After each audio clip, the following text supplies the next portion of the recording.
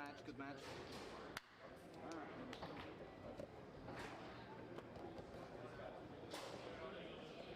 Set, yep.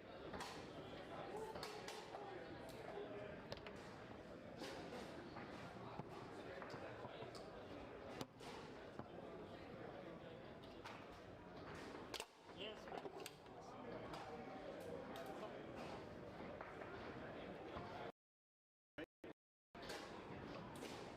Share.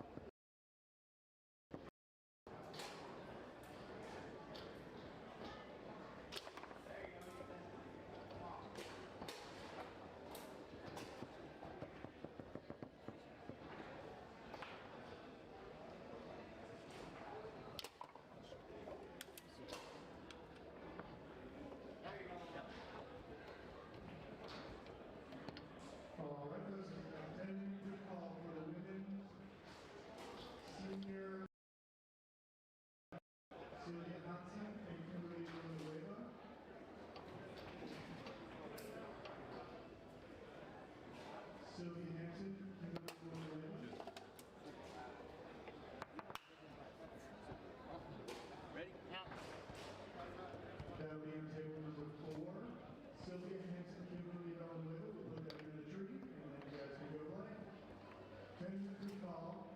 Sylvia Hansen, Kimberly Villanueva, table number 4, women's senior third place match.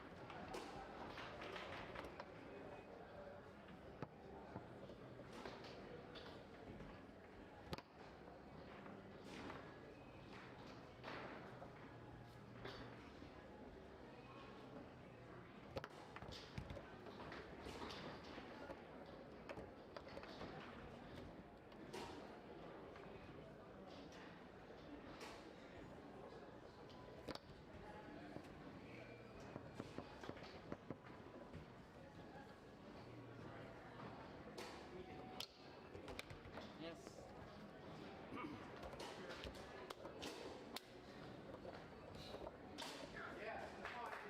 Ready? Yep. Trevor Park to table 14, Trevor Park to table 15.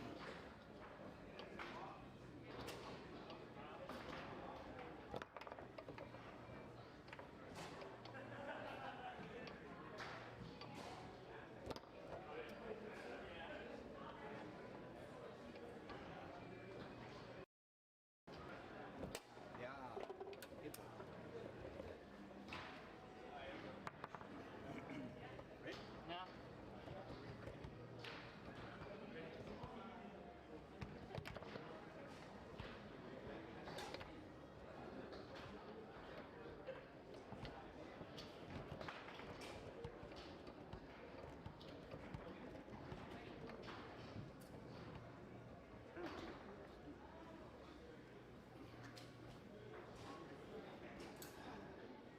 Jetzt bin ich. Gut. Hit. Noch zweimal getroffen. Ja, alles gut. Nur wichtig ist halt, dass du die Kunst entwickeln. Ja. Weißt du, du hast die Figur so stehen, der ist Ball. Der braucht irgendwie die Figur zu spielen, die kriegt den Ball nicht. Du musst die Figur im Blick haben. Ja? Wenn du den Ball hast, kannst du das machen. Aber ansonsten immer Figur im Blick. Ansonsten kriegt er halt drauf. Funktioniert nicht. Das ist schlimm. Ready? Ja.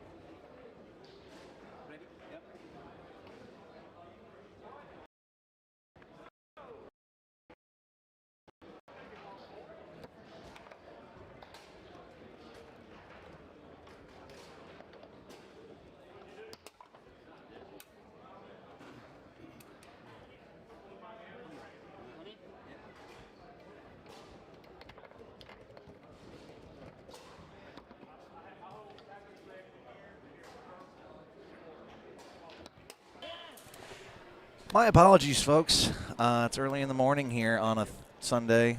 I have been talking to myself for the last hour or so. I do apologize. My name is Keith Glenn. I have not had my audio up.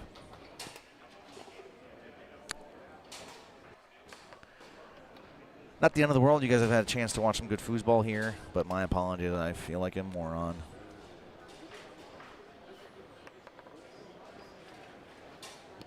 And as a result of that, thank you, Perry Palacio, for notifying me that I'm an idiot.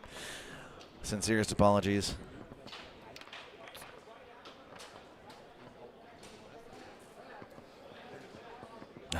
Anyway, got a great day of foosball action coming for you. We're in the qualifying rounds of doubles, men's and women's side. Specifically, if you look on Coral and it says open, it's not quite open. Women play on the women's side, men play on the men's side, no crossover. We are working our way through the third round of qualifications here. While I was talking to myself, went over the very deep doubles field, going over all the different teams as we are underway here in game number 3 on table number 1. Team out of the United States, Mark Owen, Jesse Salinas, took game 1.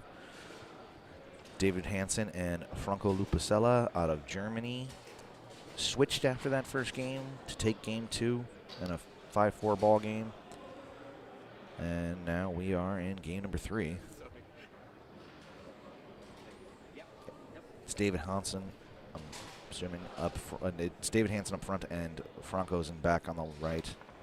I'm not entirely sure who's who on the left. I'm assuming just because a 50-50 shot, and for the sake of making it easier, as we see a push shot there, first time we've seen that option from the team on the left, I've assigned arbitrarily Mark up front, Jesse in back on the left, but I could be wrong. As Hansen fires a push shot of his own, ties things up, down 1-1.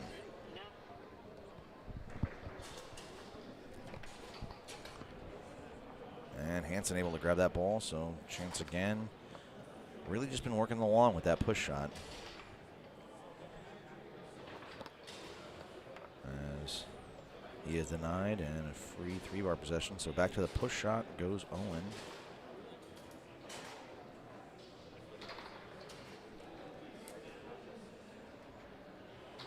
Tries to go long, open-handed push shot. Franco able to greet him out there. So one thing I noticed while I was talking to myself, a lot of goalie possessions being traded here between these two teams. Interesting, goalie on the left, who I believe is Jesse, kind of just slowly working up the table like that as that one's deflected in the short hole. So 2-1 lead for the German team. Before dialing it up into a big, hard shot to even things up at 4-4 in that game too. So seeing a little bit of different speeds here from the team on the left as David grabs possession on the 5 and calls timeout. All right, so while I was talking to myself, I tried to go through all the doubles teams that are here this weekend that are noteworthy. And while we have timeouts, I can kind of take a look at that again, although it does look like we're ready to resume play. Joe Rhodes playing with Fawaz. They're on table 5 right in front of me. Sam Dijon playing with Todd Lafredo. Jake Barnett and Ahmed Taha out of Canada. Simone Varos and Peter Sengel, who we've seen quite a bit of. International team, I believe they're Slovakian.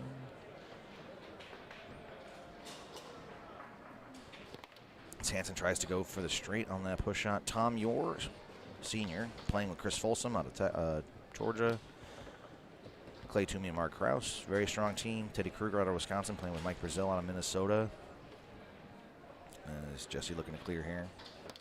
Brandon Moreland, Trevor Park. Dewey Culpepper and Marcus Heyman out of Mississippi as Owen now.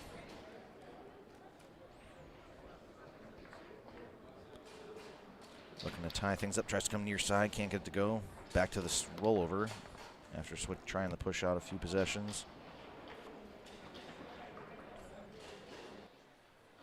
Hansen now looking to take a 3-1 lead. Goes long.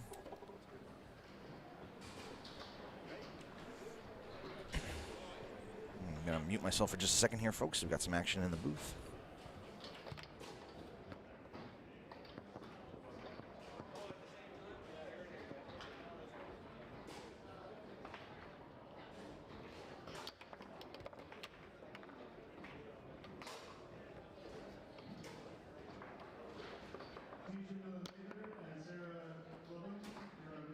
All right, sorry about that, folks.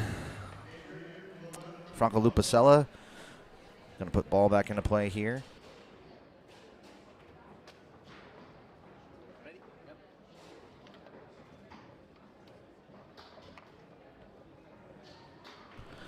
All right, I've just been informed by someone who knows better than me that I've been correct this entire time about who's who on the left. So that is Mark Owen up front and Jesse Salinas in the back, as Owen unable to get that off the wall. Hansen will take possession with a chance to make it a 4-1 ball game, but couldn't handle his wall pass. So Salinas now looking to clear.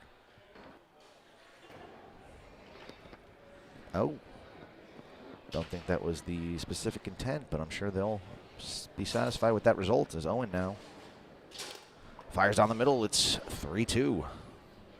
Good possession there for the team on the left. There's Hansen now.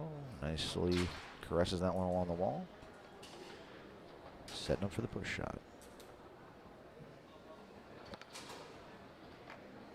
He's executing it well. He's not blazing fast as he gets that one to go, and it is now match ball in favor of Franco and David. Mark and Jesse had a match ball in the second game, but they couldn't get it as that pass is reeled in by Owen. Ball they have to have if they want to stay alive in this match.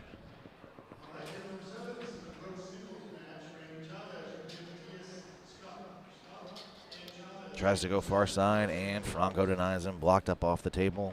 You see David Hansen there. Mark and Jesse. That beautiful ITSF World Series banner.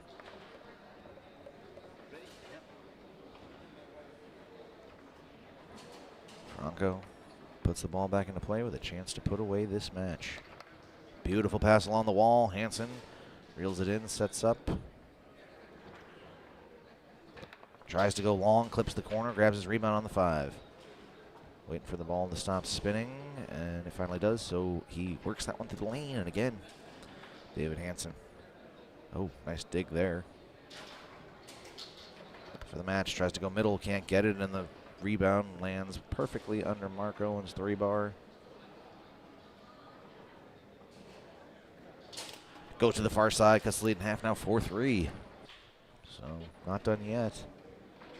Mark and Jesse as David loses the handle, so Mark with a free possession here. The old steal and score. Patience on the 5 and can't connect. So Franco now looking to end it.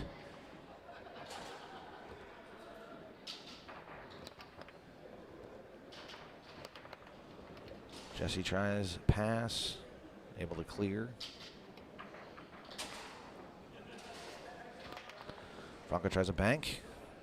And the deflected ball lands right underneath David Hansen's 3-bar, and he was going to call timeout, wants to think about it.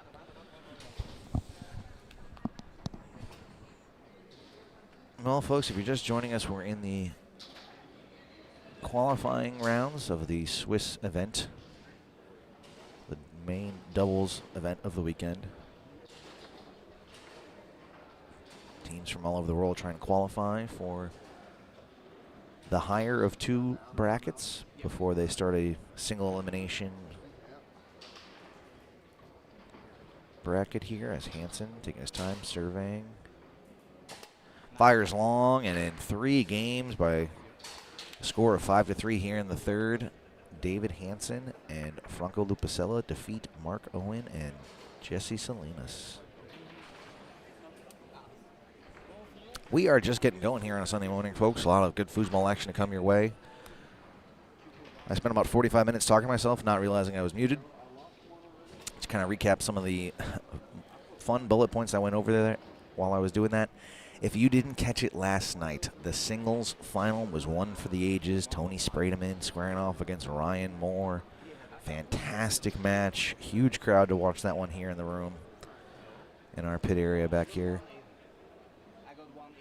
Fifth game, overtime. Go check it out. I won't spoil it for you. But it was a good one. Also had the gold final event in singles, which was a really cool format on Friday. 12 players, 12 men, 12 women from all over the world who qualified either via points race or by winning a ITSF World Series singles event last year. Those were good ones. I encourage you to go check that out.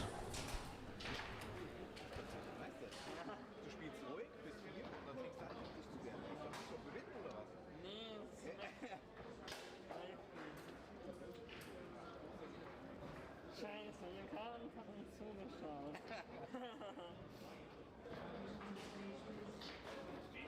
Man, y'all didn't have to switch, you know that, right? You could have stayed where you were. No, he played really good. Thank you. You too. You make it hard for us.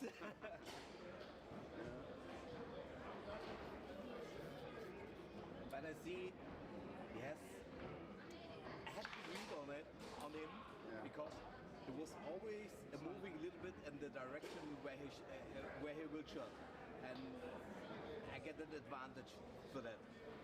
That was why we switched. Yeah, that's good. That's a good idea. My offensive play from the back is bad, but the defense is good. Yeah. Well, you know, he had probably blocked maybe half of his shots, but you know, at the end of the day, you know, he still made what he needed to make. So to win the game, which is good.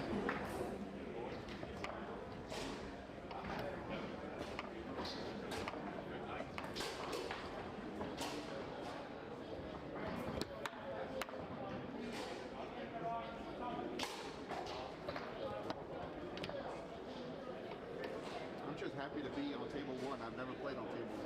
Like me.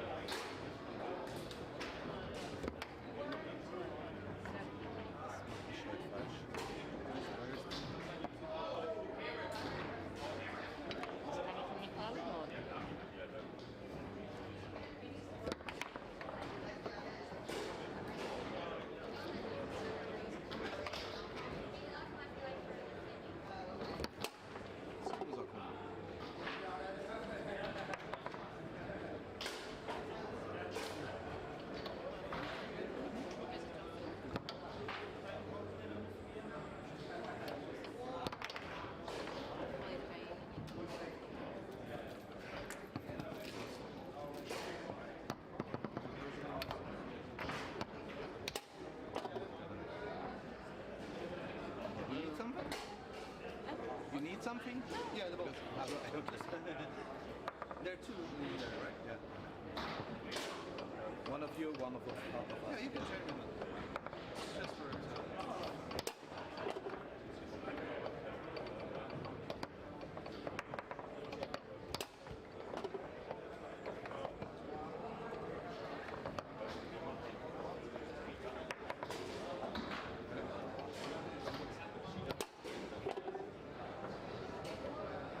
Good match. Good match. Yeah.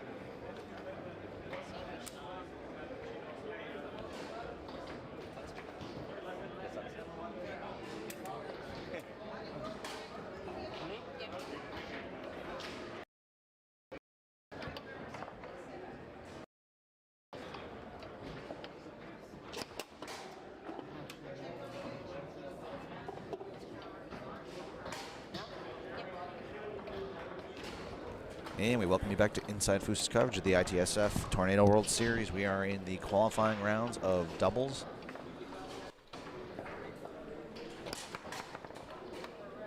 On the right of your screen, that is David Hansen up front, Franco Lupacella in nets. On the left, that is I'm just gonna go with the Americanized version so I don't butcher it. Angela Costa. And her partner's first name, I am finding out as Angela, I assume. Angela.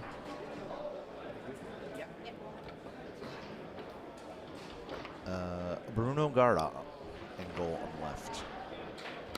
Out of Portugal, if my knowledge of flags is correct, and country abbreviations.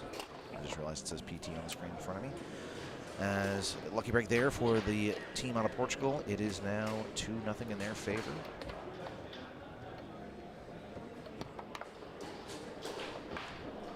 So Bruno now looking to clear. Able to do so. Franco, nice job keeping that loose ball out. There's Franco. Able to move it forward to David's 5-bar.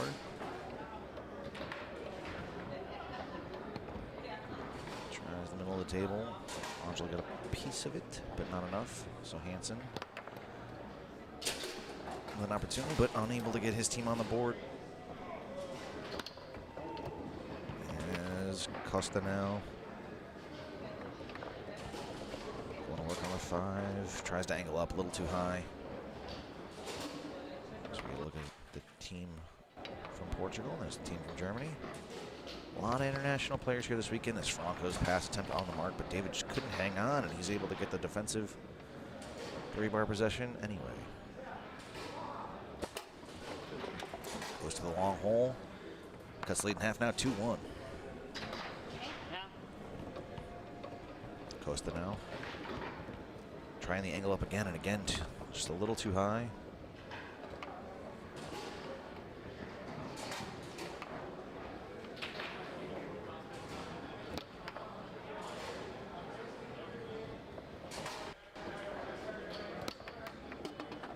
And a good defensive effort there as that clear attempt is blocked back into the goal. Now 3-1 in favor of the team on the left. And Costa with another good defensive effort, but unable to work it through. So Franco. We just saw Franco and David in the last match. They started with Franco up front. Out of the gate here going with this configuration. It's Costa now. Tries the middle of the table.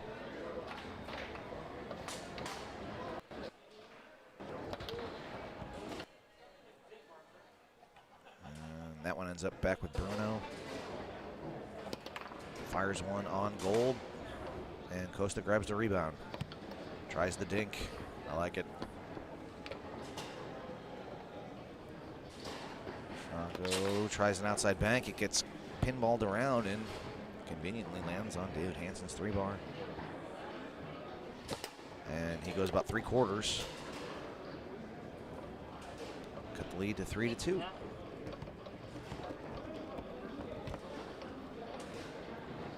Costa. the ball around, tries a little reverse push kick, can't get it to go, so Franco now will look to clear. Oh, beautiful pass on the far wall. Johnson trying to equalize. Can't get it. Went back to that 3/4. This time Bruno was ready for it.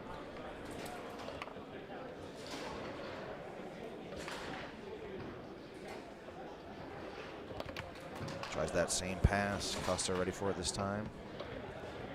So she will go back to work on her 5-bar. I have to correct myself from earlier. I thought I was told, but obviously I was incorrect. I was under the impression that it was pretty strictly men's, women's on the double side. I believe that's what the case is for singles. But apparently women can opt to participate in the men's double side as Bruno buries a big push shot. That makes it a 4-2 ball game. Picked a good time to dial that one up. There's Hansen able to work it to the middle of the table. So yeah, I guess the women can participate in either. Hansen now.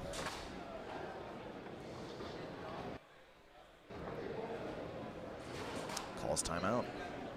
Good option there. The ball they have to have, and the team from Germany wants to give them a different look. Franco's going to get up front. We saw him shooting a rollover earlier.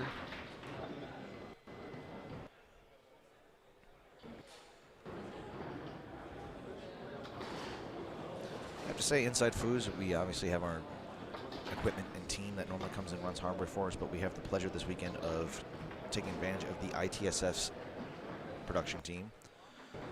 So getting some more replays and things that we are not accustomed to here. Very cool, high quality production.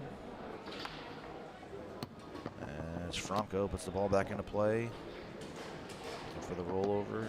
Walks, surveys. Fires near side, and Bruno able to deny him. So now Gara and Costa with an opportunity.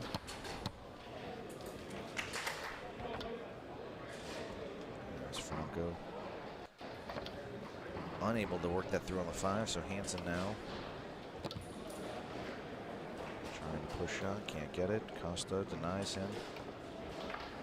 Sits up for the pull and unable to clear. Seen some very good defense from the forward position from Angela Costa.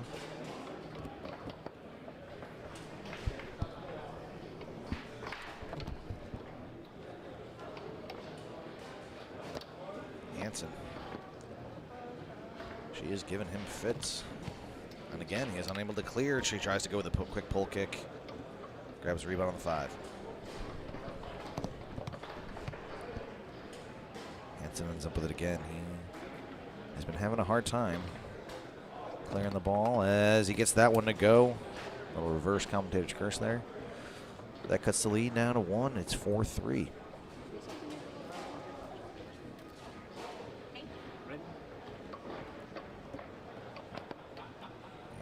Costa can't connect, so Hansen again. Able to clear this time. Ends up with Bruno Gara.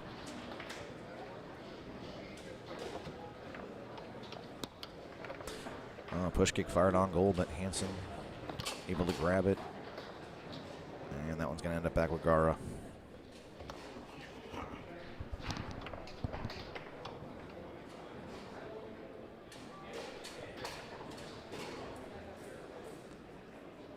Gara tries another push kick, able to clear.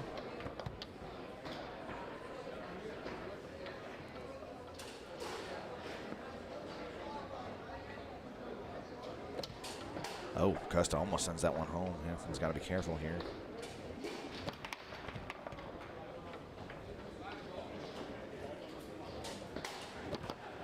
Oh, beautiful pass. Franco, little tap back. I don't know that he was trying to pass it, but Franco caught that in the front pin.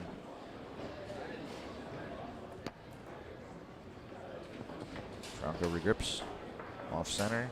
Fires near side, and it is now 4-4 here in game number 1.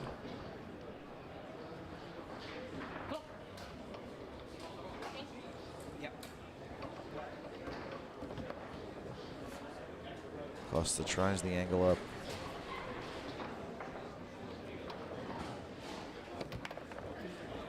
Hansen able to clear there.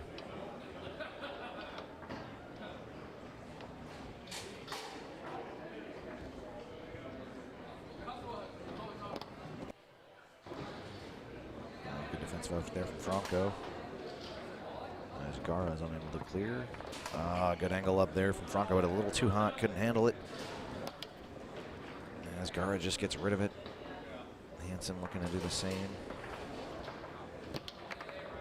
And Costa continues to keep the ball in front of her. It's Franco now. Unable to advance. Some excellent defense here from Angela Costa.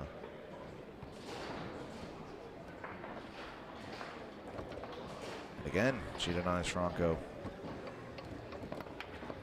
And goes the long way. Franco got a big piece of that, but she's got an opportunity, setting up for a push shot.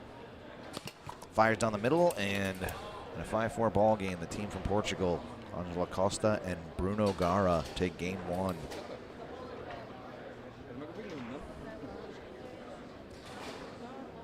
As soon as our graphic catches up with us, there we go, thank you. We are in the 4th of 4 rounds of qualifications here on a Sunday morning. Get through these qualifiers and then take a break for lunch before getting into the fun stuff, the elimination rounds. A lot of very good teams here this weekend. It'll be a fun one to watch, so be sure to stick with us this afternoon.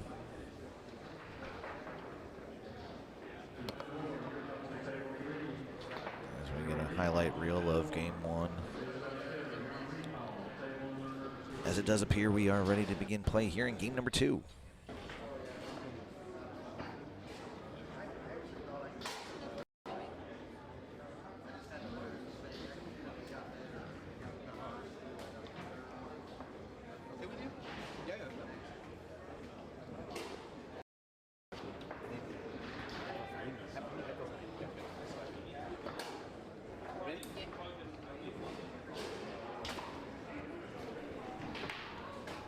Lupacella, good hard wall pass there.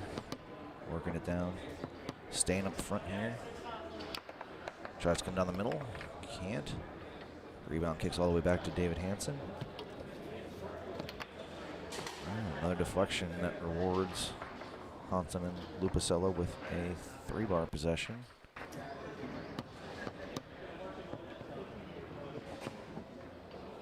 And Franco immediately loses the handle. Tries the dink. Wants to hang out on those timeouts here in a 0-0 ball game. And Costa, nice grab there. Digs it out along the wall.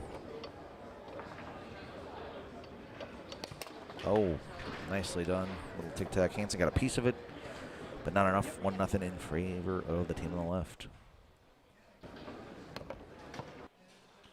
Good stick there from Franco through the lane.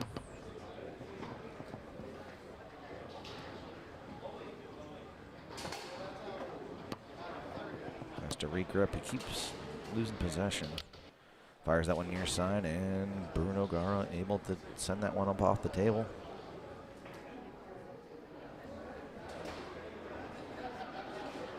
Ready? Yep. Gara fires that one down the table. Franco able to grab the second attempt. And Costa continues to play great defense. As her defense rewards her with a 3-bar possession. Nice dig there. Tries to go short. Hansen ready for it.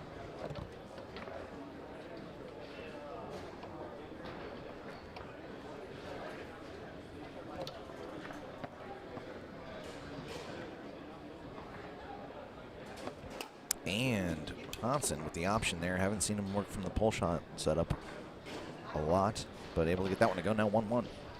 Yep.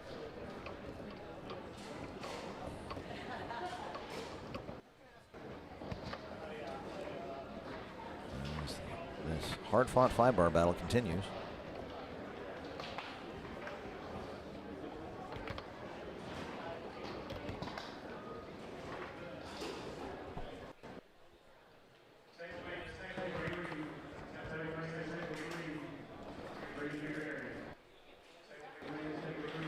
Hansen now looking to clear. Goes back to his pull shot setup. Takes his time, just gets rid of it. Puts the pressure back on Gara. Trying to get that ball to come to stop.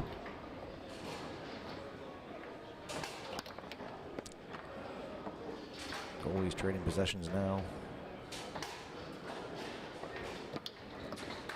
And Costa denies Hansen's clear attempt, but she's unable to hang on, and so now Franco back to work on the 5.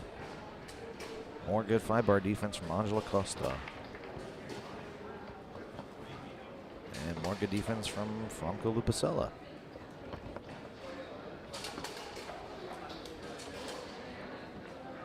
As Bruno Gara now tries a push kick. Able to get rid of it. Costa's pass attempt is mishandled, but if you're going to miss on goal, that one goes in. Now 2-1. Again in favor of the Portuguese team on the left of your screen.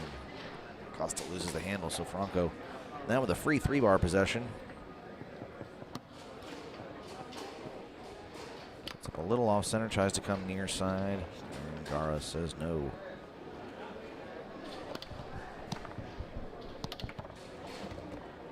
And just gets rid of it, kicks it around, and Costa now chance to make it a 3-1 ball game. Tries to go down the middle.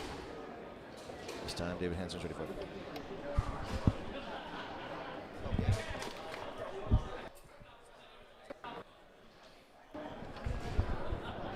All right, David Hansen.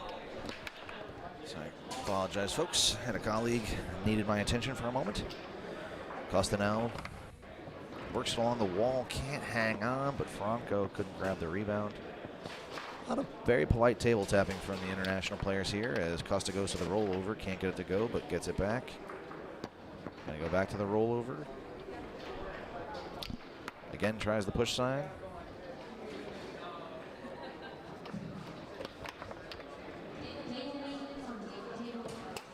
And Hansen this time, rolling push shot down the side of the table, short hole. It's now 2-2, and we're gonna get a switch defensively here on the right. That's David Hansen up front now, Franco Lupacella and back.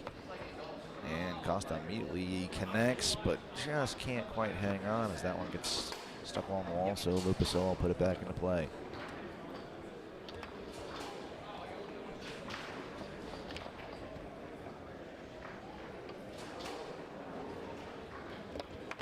And a short push shot from Lupacella makes it 3-2. Game 1 did go to the team on the left. We are going to get a switch. There's now Bruno Gara going to work on the 5. Far wall series, tic-tacs. Very nicely along the wall. Sets up for the rollover. Tries to come near side. Franco denies him. Fight for ball, and then Hansen comes up with it.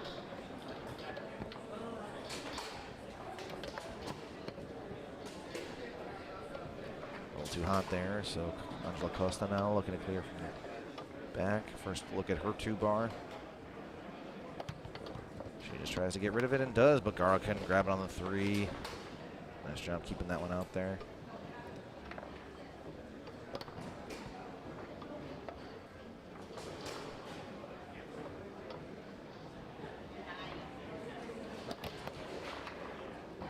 Costa able to clear Franco now. So I'll make that short push shot just a moment ago. See what he goes with here. Fires on goal. And the rebound lands right on David Hansen's 3-bar. He tries to go quick to the 3/4 hole. Costa ready for it. And now, much like Angela Costa gave David Hansen a hard time while he was trying to clear, David Hansen comes up with a defensive 3-bar position of his own. Tries to go 3/4 again, can't quite grab the ball, and it ends up with Franco. He just gets rid of it quickly, and Gara with a nice pickup there.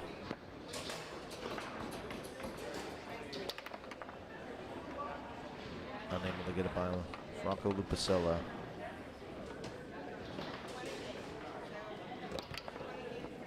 And again, Franco able to clear and rewards his forward with a 3-bar possession. Hansen take his time serving again, tries to go back to that 3/4. Costa ready for it. And Hansen calls timeout.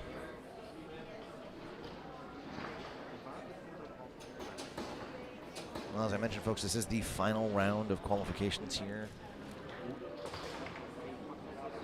before we split up into a top and bottom bracket. I believe it was 2 wins to get into the top. Anything less than that put you in the lower rounds. A lot of very good teams this weekend.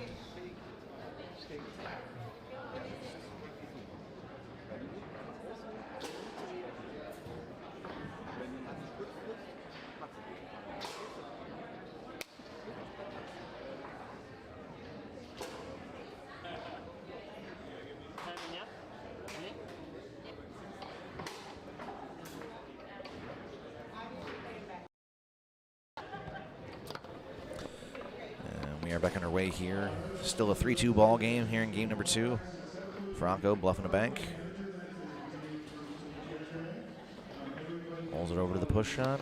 Fires on goal. Costa couldn't quite hang on to the rebound, so Hansen now chance to make it 4-2. And he goes a little bit shorter this time, able to get it now 4-2 here in game number 2. Costa and Gara did take game number 1. As Gara can't connect there. So, Lupacella and Hansen with possession. Not anymore.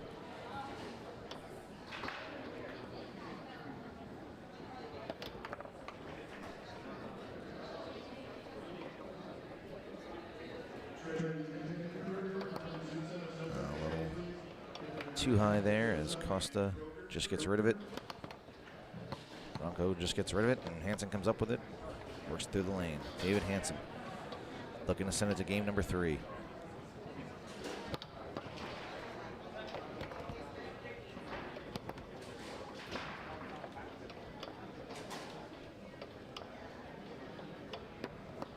Oh, beautiful pass there from Costa, but Gara couldn't quite hang on. Loose ball ends up with David Hansen.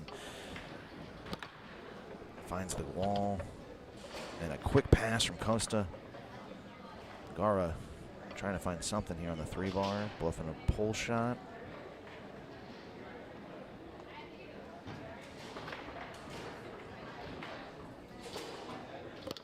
Tries to go about 3/4, and the rebound ends up. It's going to end up back with Franco.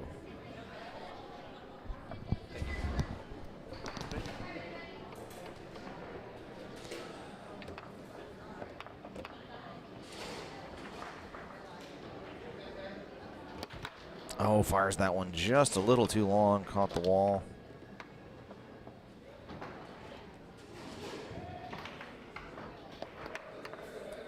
And Costa able to get rid of it, but Franco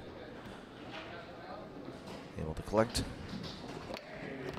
Oh, great job there as Gara sent that one back his way. Franco with the hustle effort to keep that ball out. So throws a pull kick on goal, but Costa ready for it, and a pass attempt ends up on Gara's 5-bar.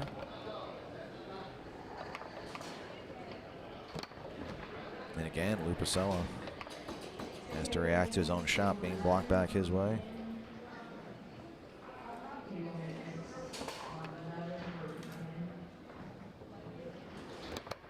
Oh, and this time Lupacella doesn't get it clean, but gets it to go, and it is now 1 game apiece.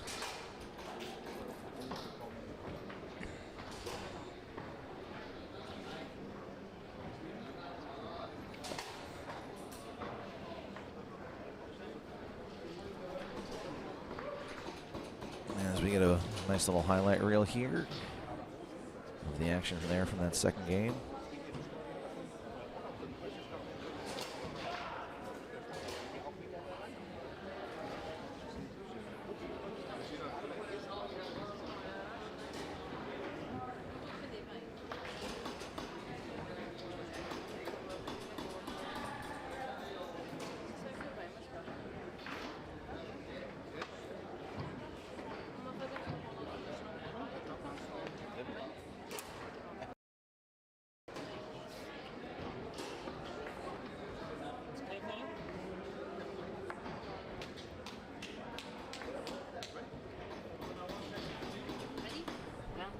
And we are underway in game number 3 as Costa back up front now works that one quickly through the middle of the table, fires quickly, grabs a rebound.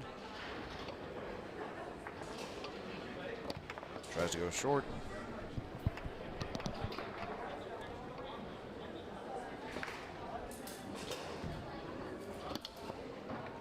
Hansen, or excuse me, Franco a little too short there.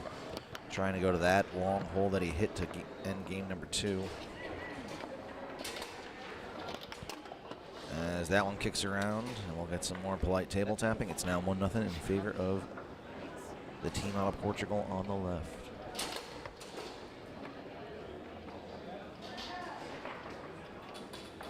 Hansen, setting for the push shot. Tries to go 3/4. That's been his go-to hole as that ball is directed into the back of the goal, and it's now 1-1.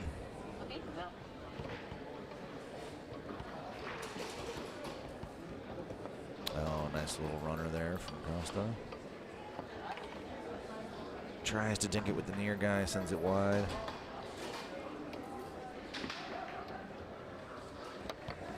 Beautiful pass there down the side of the table, and we're going to get a first look at David Hansen's rollover. Oh, nope, Euro. Tries to go far side, puts it into the wall. And Hansen continues to play good forward defense. Comes up with another 3-bar possession, back to the push shot. Couldn't get that one to go as it kicked around in front of the goal, and that one blocked up off the table. See Franco trying to fire his partner up. They're smiling, they're having a good time.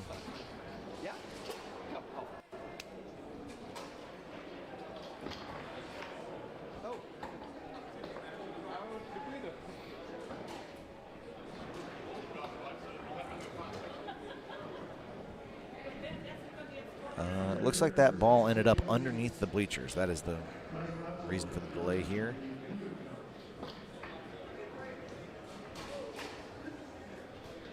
And it does appear we have finally retrieved the ball. So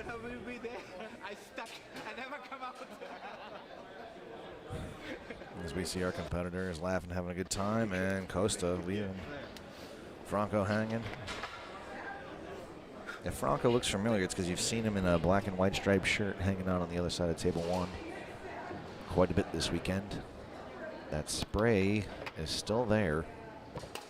As Hansen goes with a quick dink, that gives the team out of Germany a 2-1 lead.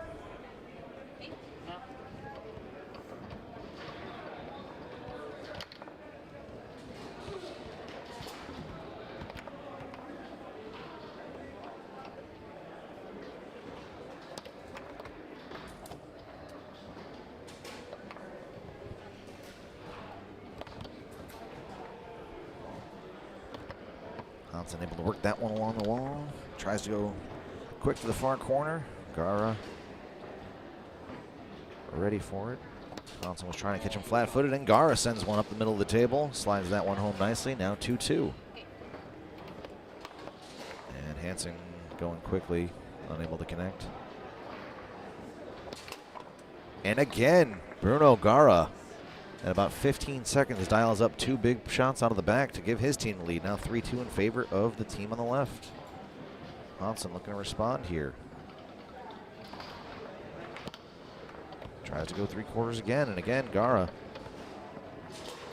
This has been quite the defensive battle back and forth. Gara, can he do it again? No. Sends that one into the corner, but the rebound collected by Angela Costa. Tries to go short on a push shot. Tries the dink, and Franco equal to it.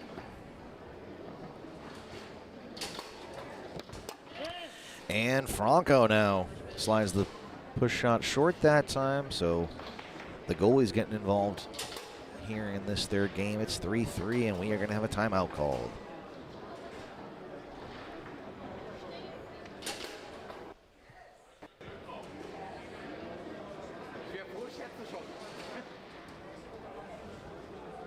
Defense been the name of the game here. The last 3 goals scored from the 2-bar.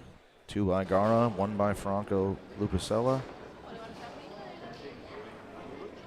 We are all even here. I do believe it is win by 2 in the third game of these qualification matches, as I'm getting a subtle nod from my colleague to my left.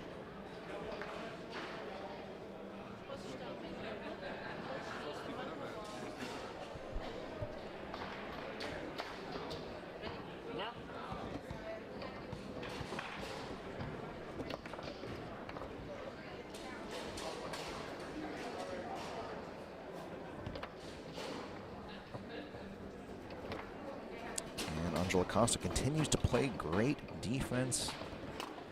And her pass attempt is deflected up into the middle of the goal.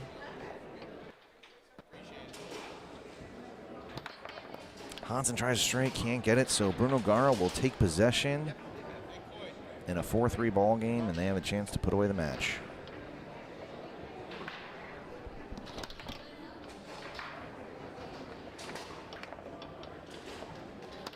Bruno Gara kicks it up the table. Franco Lupacella now with possession on a ball they have to have. Looking to send it to overtime. Costa with a beautiful defensive effort there, hustling all the way. Can't connect on the conversion.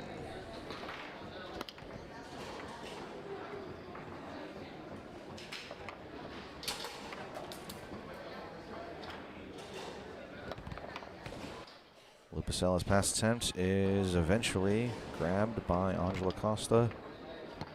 Hansen. Good 5-bar effort. Can't connect on his pass though. Bruno Gara. We've seen him do some damage. Gets his shot attempt back. Has to put the ball back into play. Tries a bank attempt. And the loose ball kicks around. Franco Lupacella could not keep it out. And in 3 games by a score of 5-3 in the third, Angela Costa and Bruno Gara defeat Franco Lupacella and David Hansen in this final qualifying round of this doubles event. Well, folks, if you are just joining us, my name is Keith Glenn, and this is Inside Foose's coverage of the ITSF Tornado World Series. We are concluding now the qualifying portion of this doubles event. If I understand the format correctly, we will be taking a break for lunch before returning for the elimination rounds. It is a who's who of very... I'm trying to think of the word I want here. There's a lot of very good teams in this event. Simplify things. It's going to be a lot of good foosball coming our way in the PM hours here. We are going to take a little break for lunch as well, but once the elimination round gets started, we will be back to bring you all that coverage. Jim Stevens and Mark Torres should be back in the booth for that, so you won't have to listen to me. But be sure to tune in for that, and we will be back here as soon as we get those matches called.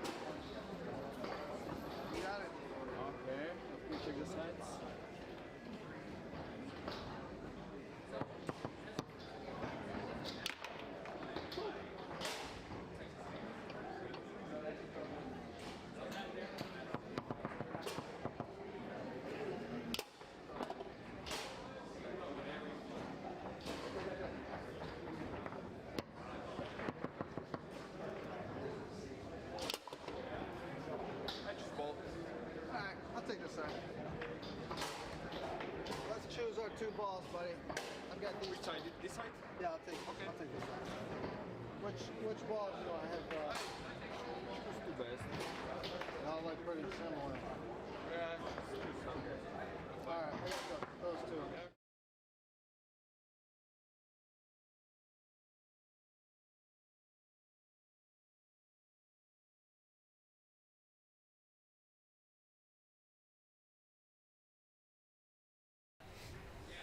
We need better lighting. We're green, baby.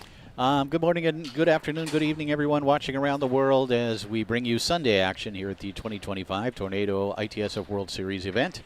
Lots of great action today in doubles coming up here at 2 p.m. Central Time here in America. But right now we've got the Pro Singles Final. I believe it's the Texas State Pro Singles Final, a double elimination event, I'm assuming.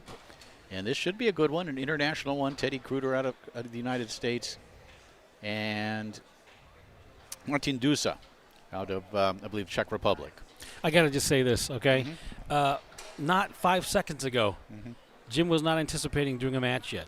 And I said, Jim, are you ready? And he was a little caught off guard. And then as soon as the light comes on, Jim sounds like, it turns into the icon we all know him to be. He's on point, bulleted, gets it. Jim, you just amaze me. It's a character I play on TV, buddy. You just lock into it, right? That's what. Anytime anyone asks me what I do for a living, I tell them I'm a movie producer. Oh, well so done. hey, Well I don't know what the relationship is there. How but does that work for you? Every time. Every time. So. All right, let's get some more information on this. I'm going to check and make sure. I'm thinking it's probably 2 out of 3, double elimination, but let's have a look. It's not a final. Oh, it's a final. Final's the winner's bracket. It could be double. It could be double elimination, and we got the winner's bracket final.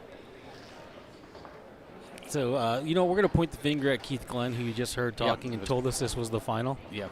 It looks like it could be the final of the winner's bracket. If that's the case, I'm dropping this headphone. We're out of here. I'm throwing this headphone off the ground. And we only do finals around here and big open events. Let me have a look.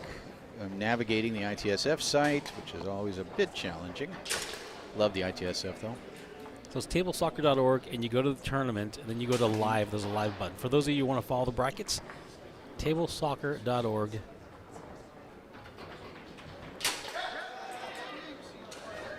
Yep, it's the winner's bracket final. Teddy Kruger and Martin Dusa. I'm going to have to call my agent now and let him know that they got me doing a winner's bracket final, Jim. I wonder what that's going to mean. If you just tell them you're a movie producer, I'm sure it'll all work out for you. It always does. Yeah. Always does. I'm going to try that moving forward for sure. So this should be good. Yeah, it's a good chance to get prepared for what should be a great day starting at 2 p.m. today. We've got the elimination bracket of open doubles, which should be a lot of fun. I was talking with Keith Glenn a little earlier about this because he looked down and he saw a woman playing in doubles, and he said, isn't this men's doubles? And they said, well, I think it's called open doubles. I think in doubles anyone can play. Yeah. In singles, I'm guessing a woman could play men's singles if she wanted to, even though it is called men's singles. You got to choose. I believe you got to choose. But a man, of course, can't play in women's singles. Correct. But yes, you can play. What the hell is that all about anyway? No, just kidding. I don't want to get in that conversation. No, we're not going there. Not with a 10-foot pole. So that conversation is just a bad one. Yeah. We've seen some great finishes from Martin Dusa so far, right? Got to the did he get to the semifinals of the gold? He did. Gold? I actually have, I believe, men's singles yesterday, right? Yeah. It's all a blur, Jim. Yeah, totally. He did really well. But Martin has been around for a long time. He's been a player out of Eastern Europe who has competed internationally for many, many years successfully. One of the best players to ever come out of his home country of the Czech Republic. And I have certainly commentated several of his matches over the years at the World Cup and at World Series events in Europe. And Teddy Kruger, who was Tony Spredeman's childhood best friend. Did he win an event? Excellent player.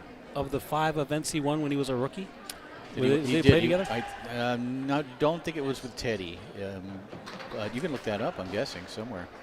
But they were best friends, and Teddy is a heck of a player. One of the better pro-level players here in the United States. Had some pro titles, and as you will see, a very talented player. So the winner of this one will advance to that pro singles final. I'm going to try to link the brackets in here. up my technical skills. Great idea. Yeah. Hey, you're pretty good on that. I mean, I think I did. you don't become a movie producer without having some technical skills. Think again, Jim. And I'm going to assume it's 2 out of 3. It makes sense it would be 2 out of 3. And I'm trying to find, and again, we're navigating Coral, which is a wonderful app, but it's a little unfamiliar is all. These are the brackets here. It's actually linked in the description if you want to follow the brackets. Oh, that's nice. And I'm going to go to here. I'm going to put. So it looks like Teddy Kruger defeated Sam DeJohn to get into this position, beat him 5-4, 5-2. Martin Dusa beat Corey Taylor 5-1, 5-4. It is 2 out of 3. Look at that. Okay. All you have to do is look at the game scores. So here we go. Hoping to switch the camera angle here in a minute. To the table. Yeah, thank you. Yes, Dusha is on the scoreboard first. The producers cannot hear us, by the way, so when I'm asking for that camera switch, it's deaf ears. It's desperation to the foos gods, and every once in a while they hear us. Yeah, but they've been pretty sharp, pretty much on it, and Kruger with that shot attempt far side. Now again, this is kind of a microcosm of what we've been talking about the last day and a half or so about how the Europeans come over here and do so well in these events. Again, it's you can see Dusha maybe hasn't played a lot of tornado events, but he's just got that playing a lot under big circumstances at European events in multi-table. He's got that vibe about him to where he's just going to find ways to win. Just a gritty, smart player, no matter what table it's on. Teddy Kruger, a tornado player here in the United States, maybe doesn't get that experience as much, yet probably the skill level of Teddy's is on tornado greater than Martin's, but that's not always the determining factor. So I got into it yesterday with a drunk master, Hall of Famer, and he was telling me that you guys are talking about. I already know who it is after you said all that. He was talking about how you guys glamorize how seriously they take this in Europe. They party as hard or harder. And I was like, look, dude, I haven't seen anyone with beers under the table yet. When you show me some Europeans out here with beers under the tables and outside smoking cigarettes, which they might vape or something, I don't know. But the point being is they may party, but it seems like they're partying pretty hard at like starting 10 p.m. That's right, after it's over. Yeah. And that's my experience as well. And not to say that all American players on the American tour are having beers under the tables and smoking cigarettes. That's denigrating. And vaping. I'm not here to but just do the that. point being is, again, it's just a little more of a focus on the sports side of things. Correct. The culture has been developed in Europe, and give Freddie Lunas a lot of credit on that. Yep. To really make it a sport as opposed to a convention get-together party / sport, you know. And you know, if I'm going to be, if American foosball needs an apologist, I guess there's a place for that. Sadly, that population is aging out. But if you're going to have your tournaments that are a party, there's probably a place for that. But this is a different. I think we said the same thing last year. Circling the drain. This is a different culture of foosball. It is, and a good start here in this match for Martin Dusha, who scored a couple from goal. Teddy with a quick one from 5 makes it 4-2. Is it 4-2? Yes. That vision, Jim, is just fading right now, real time. And they're electing not to use the iPad. At the end of every table here, we have an iPad set up that the players can utilize themselves to keep score on that graphic at the lower left corner. Not everyone remembers, perhaps, to use it. A little surprised Dusha doesn't. What a great opening game performance for Martin Dusa, who is up 1-0. And is his home table tornado or Bonzi? Generally in Eastern Europe, it's going to be Garlando. Okay. With a little Roberto Sport over there as well, but I'm guessing Garlando initially. But he has become, I think, really as many European players have, because like we talked about yesterday, how Europe overall is relatively small. It's easy to travel. But I think most players over there now, a lot of them consider themselves just multi-table players, especially since there is a accessibility to all the different ITSF sanctioned tables. You know, this brings up another thing that I've been raging about for years. We're just going to do this right now. I don't know why. Right is now, it too early? No, it's so fine. Here's the deal. I've heard complaints. These guys from wherever Europe are so good. They're way better. They should be masters. And my thing is, no, that's a psychological anchor you have. Sadly, you have a lower filter of what skill and mastery should be. Interesting. They're probably exactly where they should be. If they're an expert, maybe they're a master over there on Garlando. But they should be penalized because they're an expert here on Tornado. Yeah. Let them prove it on Tornado, and guess what? If it raised the bar, if you think that person is too skilled for you, that just means you're overrated. Maybe you should be an amateur. And maybe need to be approaching the sport in a little different fashion as well. I'm not worried about those particular labels and descriptions. They see a guy who come over here and hammers the ball and can shoot anything from anywhere. It has an amazing 5-bar passing into the 5, and they think, wow, why is this guy in my expert field? And the real question is, why are you an expert? Maybe you should actually be an amateur, is the real question. Yeah, and I mean, we're looking at a player right here who in that first game certainly looked very much like, and of course his performance in singles. This is a master player and playing in this pro singles event. Yet this is what he is rated, and certainly on this table. And he hasn't proven it on this table. And he is certainly on the way to potentially proving it. Great performance so far.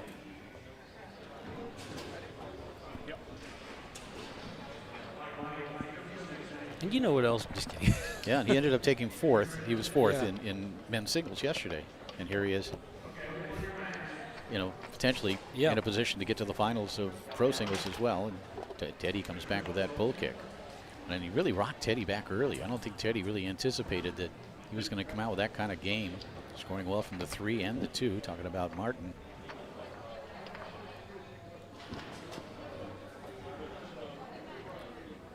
So this is 2 out of 3, you say, Jim? 2 out of 3, yep. 1-1 here in the second game after a 5-2 win in the first game from the Czech Republic's Martin Dusha. And Teddy again with the 5, just finding ways to score. Relatively unconventional so far with a couple of 5-row shots and a pull kick on the fly.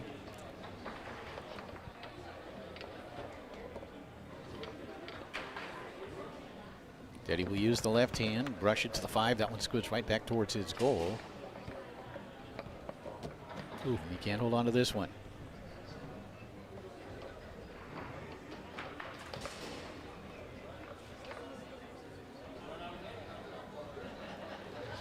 Dusa, who has controlled the tempo throughout the match, is playing his game. Will set up the snake shot and stroke it home near side. Yeah, he's out here from the Czech Republic. I think he came on a full sponsorship for the Gold Series final. Okay. Which was wonderful. Yeah. So is that how that worked? If you qualified for the Flora Gold Cup or Gold Final? Yeah, everything was paid. Everything was covered. Isn't that something? I think. Yeah. I think that's. I mean, I wouldn't doubt it based on what we've heard. And I mean, it's tough to. Even the plane ticket, right? Could be over $1,000. Unless you fly Spirit. It could be $49, but you don't know if your plane will ever take off. Or take off. Or land. It's $295 for that first bag. And if you want a seat, that's a whole other matter. Let's get crazy. Seatbelt, mortgage the house. You know, you really do get what you pay for on those airlines, don't you? I don't know if they're still an airline, Spirit. I think it is, unfortunately, yes. There's a few of those of that quality, and you say, boy, you sure save a lot. Look at that, $59 to Minneapolis. You get what you pay for. I prefer, say what you will about the big airlines, and they all seem to have the same issues. It's not like, United's terrible, American's awful, Delta's, Yeah. They all have their issues. They all lose luggage here and there, although less than ever. And there's flight delays and everything else, but it's still worth it, folks, to fly the big airlines. I used to fly. You remember when I lived in Asia? I used to fly 200 times a year. Yeah. And I would see these Spirit flights, and they're like canceling the flight. Like every fifth one would get canceled. And I would never fly that airline. But I'm like, how do you guys deal with this? How do you guys decide your flight just got canceled? Like they're refunding your money. Yeah. Well, if they do fly, it's only $59. Oh, they get the $59 back. If they do. Tied up at 2 here in game 2. We digress. Martin will set it up again. Nice job of controlling the tempo, using his timeouts. He sits, waits, and finds that near corner. That is tough to stop. Impressive performance from Martin Dusa, who's continuing what he did yesterday with that 4th place finish in men's singles in a very deep and difficult field. Teddy kind of being forced to play a little bit desperately from behind the entire match. That was a weird, funky little kind of swing down that brushed the lane.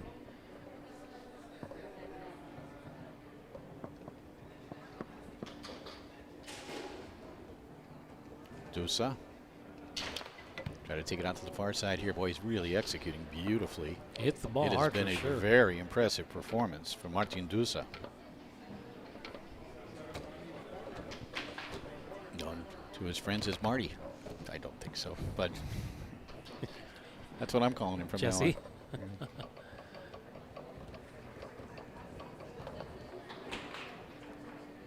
A lot of international experience for Dusa. Played a lot of great players during the course of his career. I think it's another thing that can't be understated is they have thousands of tournaments in Europe. They have thousands in Germany. They have leagues. And so just the amount of play you can get, like oftentimes we're here playing pickup at our house. I guess well, that's what people do these days. I wouldn't really know, but you get pickup games at your house maybe once every other week, and then you get a local draw your partner that maybe happens weekly. These guys are practicing for competitive events all the time. Yeah. They're training for competitive events all the time. That's match point for Martin Dusa, up 4-2.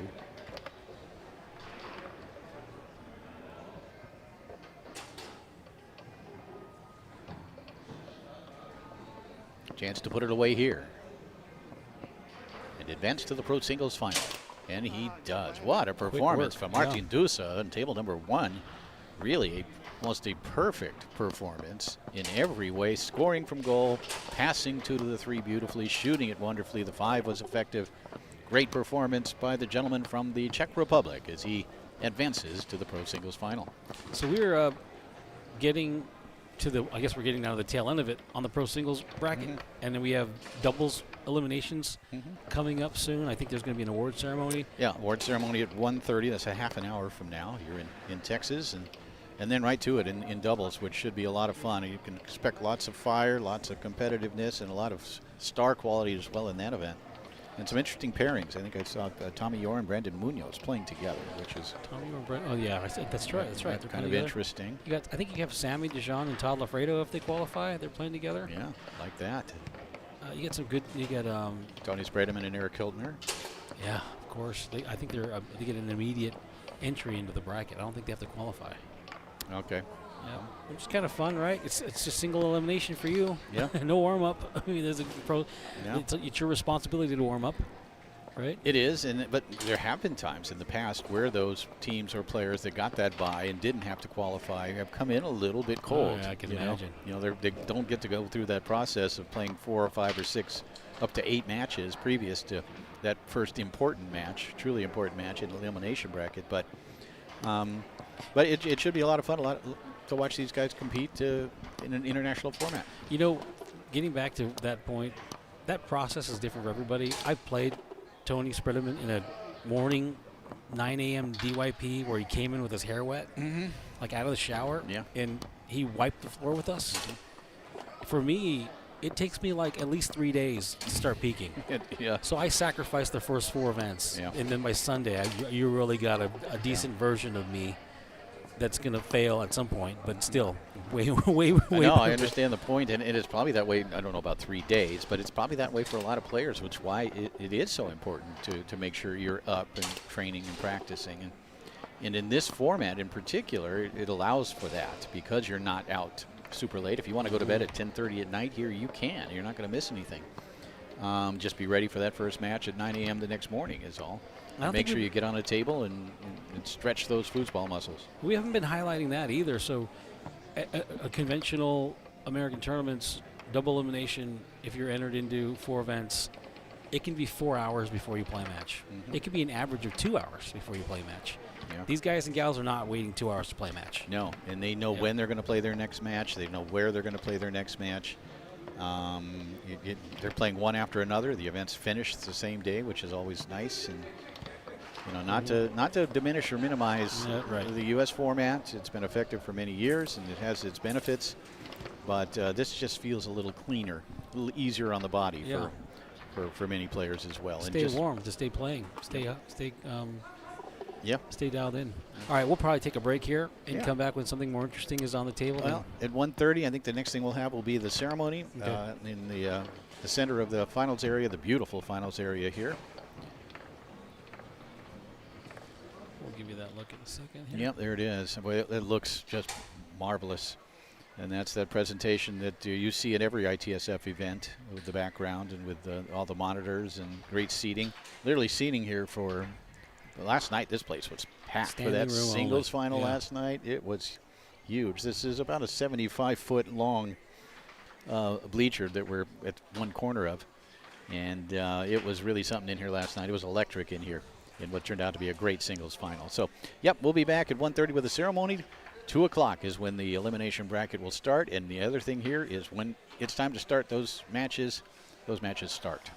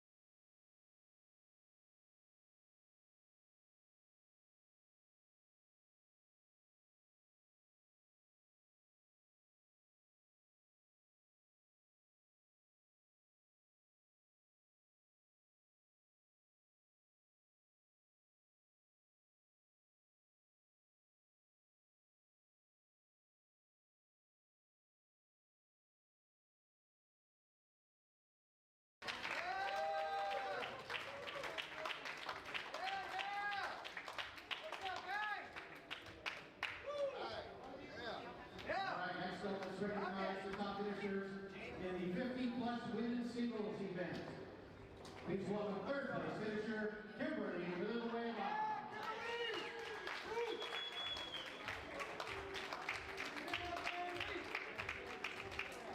And your second place finisher, please welcome Gina Murray.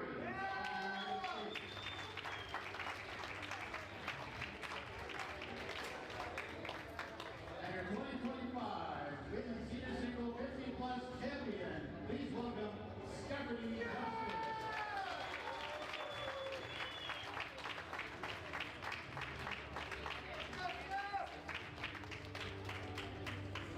That was a coincidence.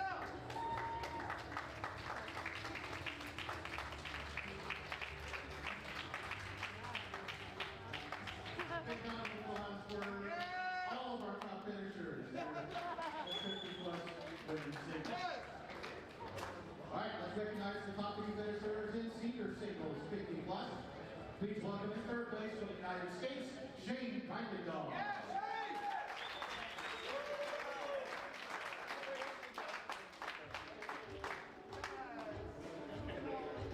And the runner-up in senior singles 50 plus, please welcome Warren Van Landen.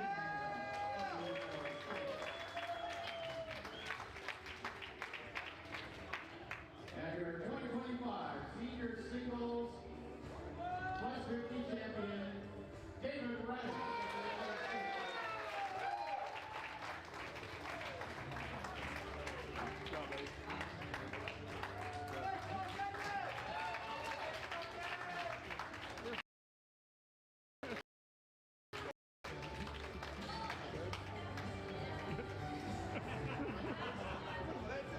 And next up, the top three finishers in senior singles 63 plus. Please welcome third place finisher from the United States, Oscar Ramirez.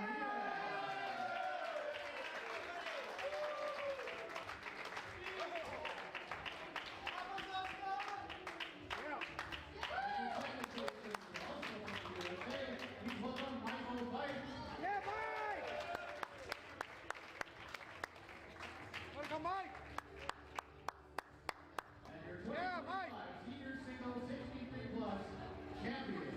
Please welcome from the United States, Rick Pommel. Yeah!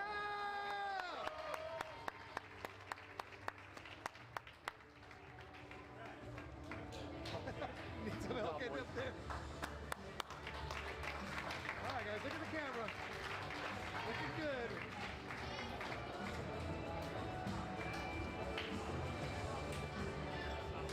Ladies and gentlemen, a big round of applause for your three top finishers in Ultra Dinosaur Singles here in the 2025 event. All right, yesterday was a tremendous day of singles, both in the men's and the women's categories. We've got the top three finishers in both of those. Starting with the women's, please welcome third place finisher in women's singles from the USA, Isabel Stelly.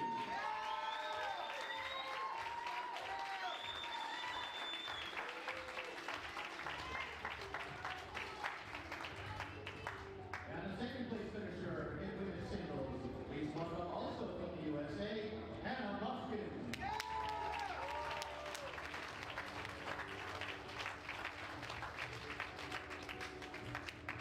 And your 2025 Tornado Women's Singles Champion from Romania,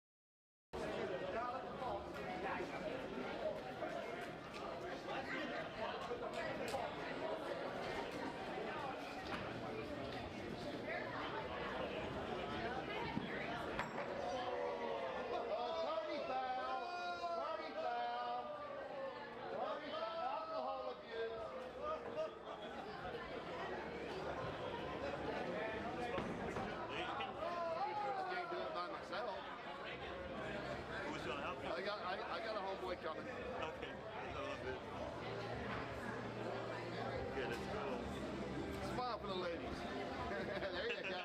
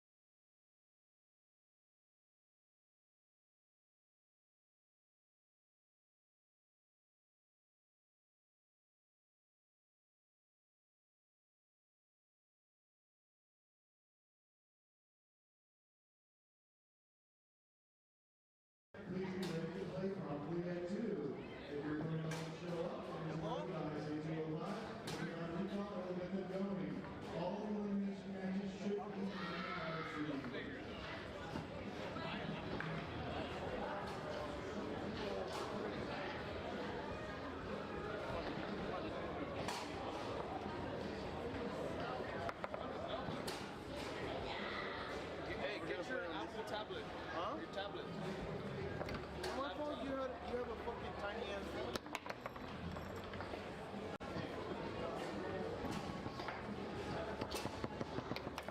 Yeah.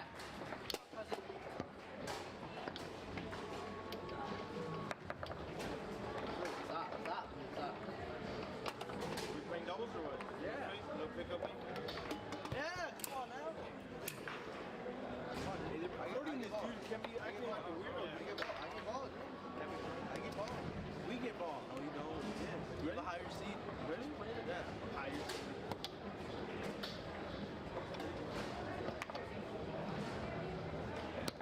Oh, Jordan.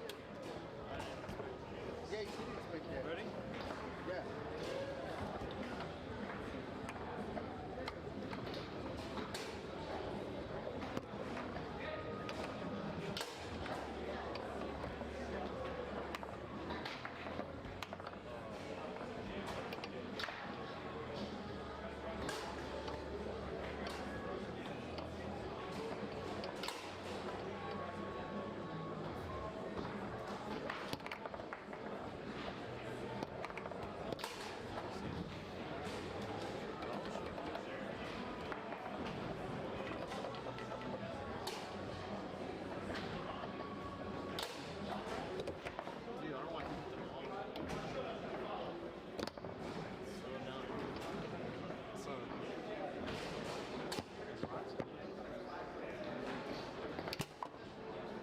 Middle, dude, middle.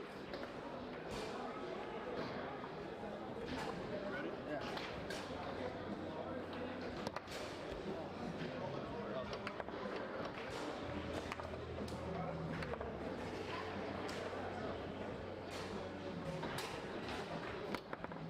Come on, dude. Kind of old.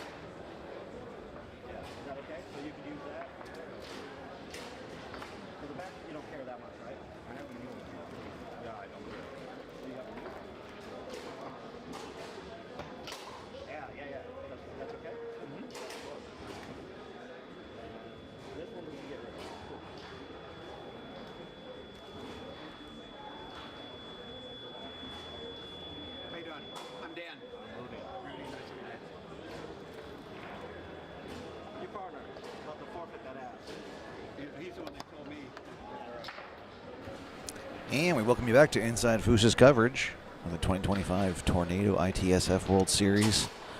My name is Keith Glenn, and we are about to resume action here on Table 1 in the elimination round of this doubles event. Yeah, I don't want to talk shit, but I will. I do want to talk shit. See if I can pull up the bracket here. If you are looking for the brackets, they are on tablesoccer.org on the Coral software here.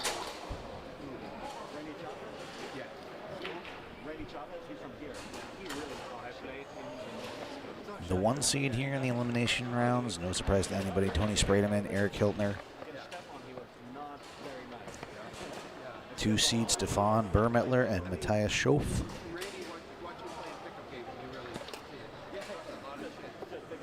Trying to figure out what matchup we're about to look at here.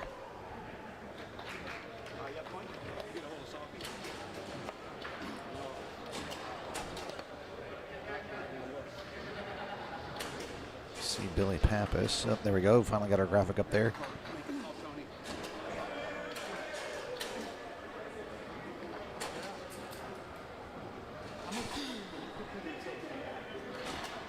Why can I not find this? 1 second, folks. I'm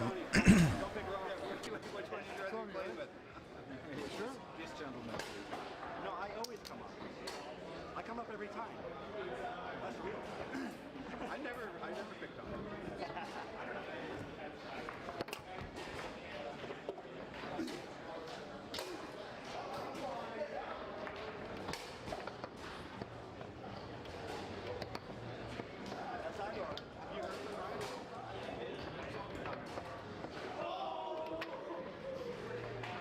You take the ball? Yeah, yeah.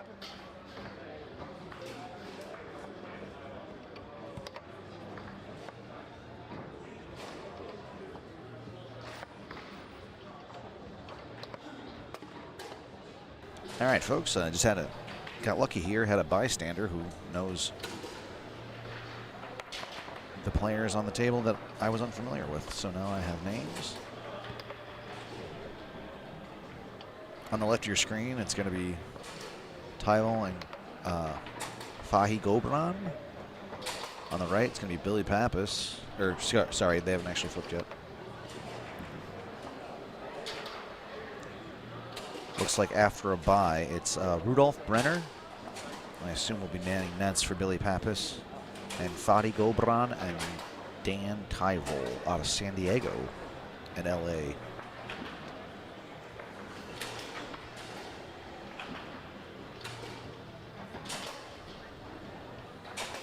Taking a look at some of the other matchups. Jake Barnett, Ahmed Taha squaring off on table 7 against Joe Rhodes and Fawaz Al-Gais. Table 4, Dewey Culpepper, Marcus Heyman against the Germans, Maximilian Hoyer and Dominic Pfingst. Table 11, Blake Robertson, Tracy McMillan against Matthias Burke and Rafael Hampo. I'm not going to go through all these. There's a lot of matchups. Just trying to find some good ones here for you. Terry Rue and Jacob Balkos against Tom York and Chris Folsom over on table 3. About to get going. Sam DeJohn and Tom Lafredo on table 2. That's going to be a good one against Brandon Munoz and Tommy Yower.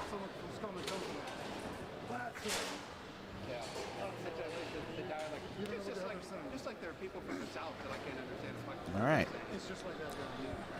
That's kind of our noticeable ones there.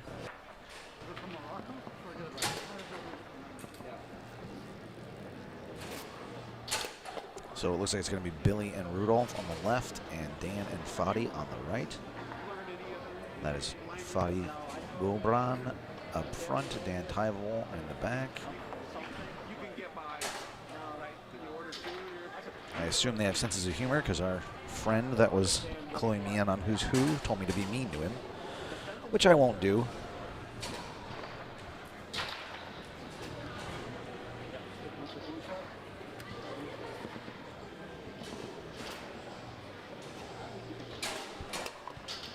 Jim and Mark is stepping out for lunch, so I think this will probably be the only match I do before they rejoin us here in the booth. If you are in the hotel at this tournament and just watching from your room or wherever, I cannot recommend enough the street tacos being sold out of the gas station across the street from the hotel. Delicious, just a very unassuming little woman back there, taking one order at a time, but the food was fantastic. Kind of surprised me a little bit how good it was, being made in a gas station kitchen, but very affordable, delicious lunch if you're here in Dallas or Irving. And it does appear like a little bit of discussion here, but it looks like we're ready to get underway. Not entirely sure how many teams they qualified, but I think there was slightly more than 32 in the top half here.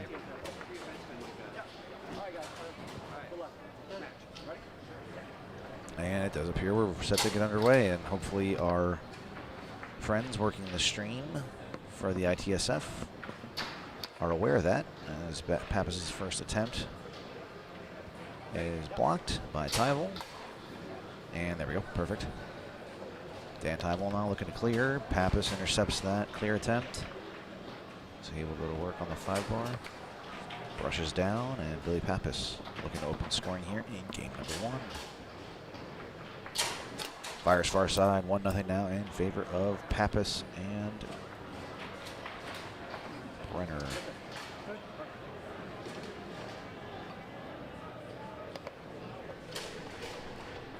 So Fadi Gobon sets up for the pull shot. Tries to go long. Brenner meets him out there.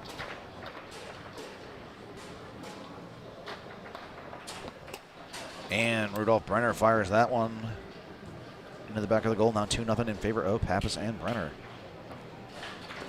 Rudolph Brenner out of Austria, as Papis gets the takeaway there.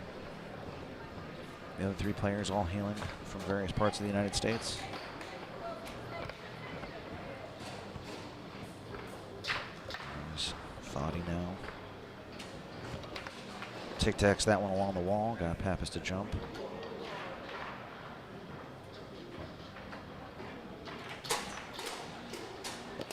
Fires that one down the middle now, 2-2, or excuse me, 2-1.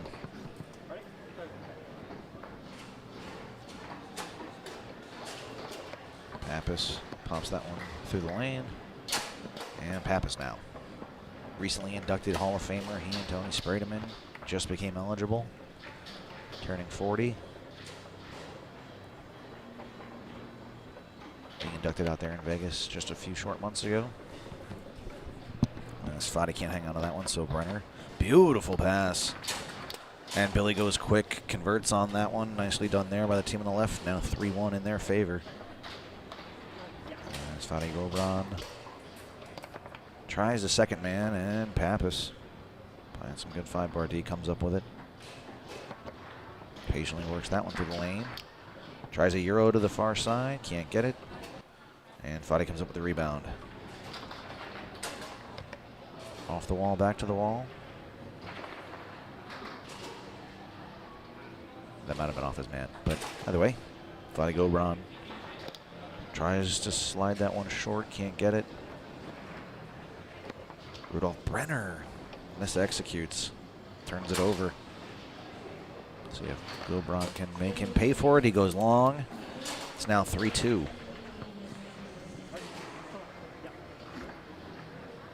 And Fadi and Dan will call timeout. And Papis going to vacate the pit area here.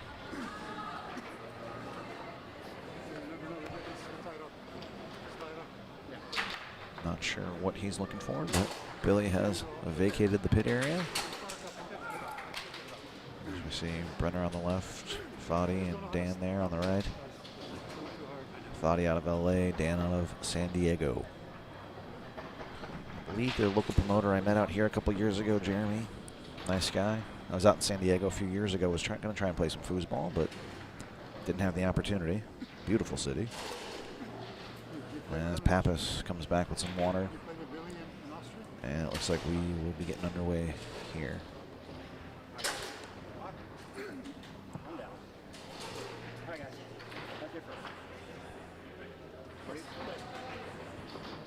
All right. Papis puts the ball back into play, and we are underway here in this 6th ball of game number 1. Papis passing and scoring at a very high percentage here early in this match. Now 4-2. Other than that pin shot, I don't know that Papis has been denied, and I think he's passing 100%. Fadi now tries a John Wayne, puts it into the wall, and the rebound ends up right on Papis's 3-bar. He goes with a quick flippy to the far side, and just like that, game number 1 goes to Papis and Brenner.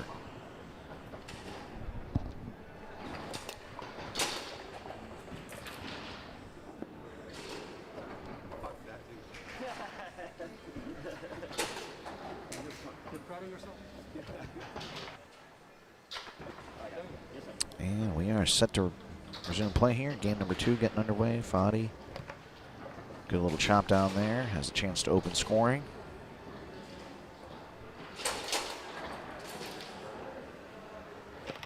Tries to go long, can't get it to go. Brenner now with the rebound. We've seen him do some damage from his 2-bar already. And he just tries to get rid of it, and loose ball ends up on Papis's 5-bar. There's not a whole lot you can do on a foosball table that Billy can't do at a very high level. Commentators curse as he drops that wall pass. So Dan Tyball now. I think this is our first shot getting to see him try and clear the ball. And that is unsuccessful as Papis goes right back to that wall. Catches this time. Fires on the middle. Can't get it to go. Grabs the rebound on his 5. Papis off the back wall.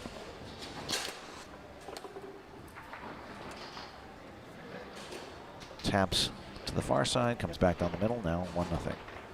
Apparently he gave Hannah a hard time for calling that a step over middle. I think that's a good name for it. As Fadi fires that one down the middle, 1-1 now.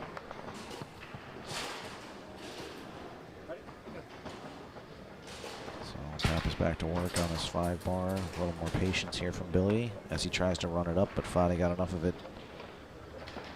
to give his partner a possession here. Tyball tries to go short. Fadi can't quite hang on the pickup. And Papis is going to get the ball back. Quickly tic-tacs that one along the wall. Papis now from the rollover off center. Fires near side, 2-1 now.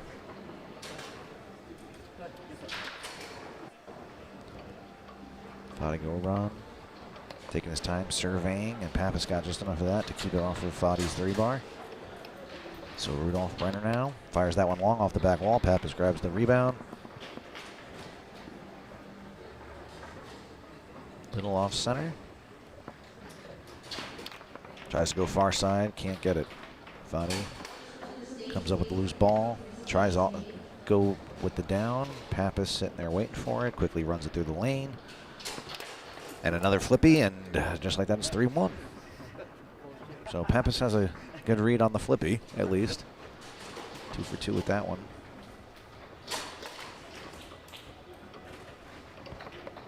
Fadi going with the off-the-wall option there. Nicely done.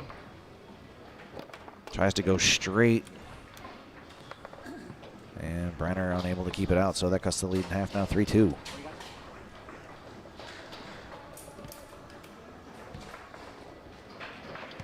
Papis tries to line. Good reaction there from Fadi. That ball ends up back with Brenner. Slapped up the table. Just short that time. Almost put it back in his own goal, but Brenner again on goal, but Fadi now in back with Tyball up front.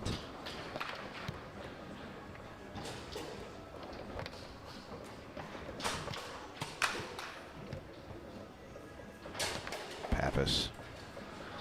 Good patient work there on the 5-bar.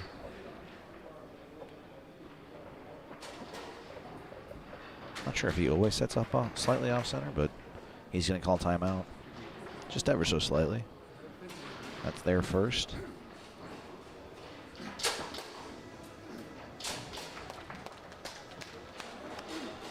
Papis getting a little drum work in there.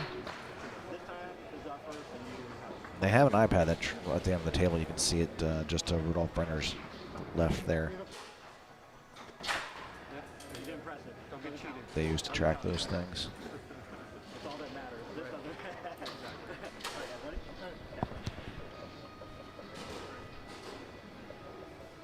There's Papis now. Fires near side, and Fadi able to deny him, but he grabs his rebound. Tries to go quick through the lane. Wasn't ready for it. There's Fadi. Still looking to clear here. Second attempt. Turns it over. Papis tries to dink him. Try to catch him flat-footed there, but Fadi ready for it.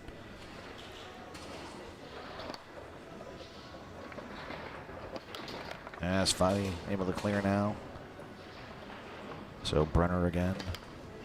Off the back wall, and the loose ball ends up on Dan Tyvol's 3-bar. He's going to call timeout and let Fadi get up there and try and equalize here in game number 2. We are 3 out of 5 now that we are into the elimination rounds. Win by 2 in the 5th.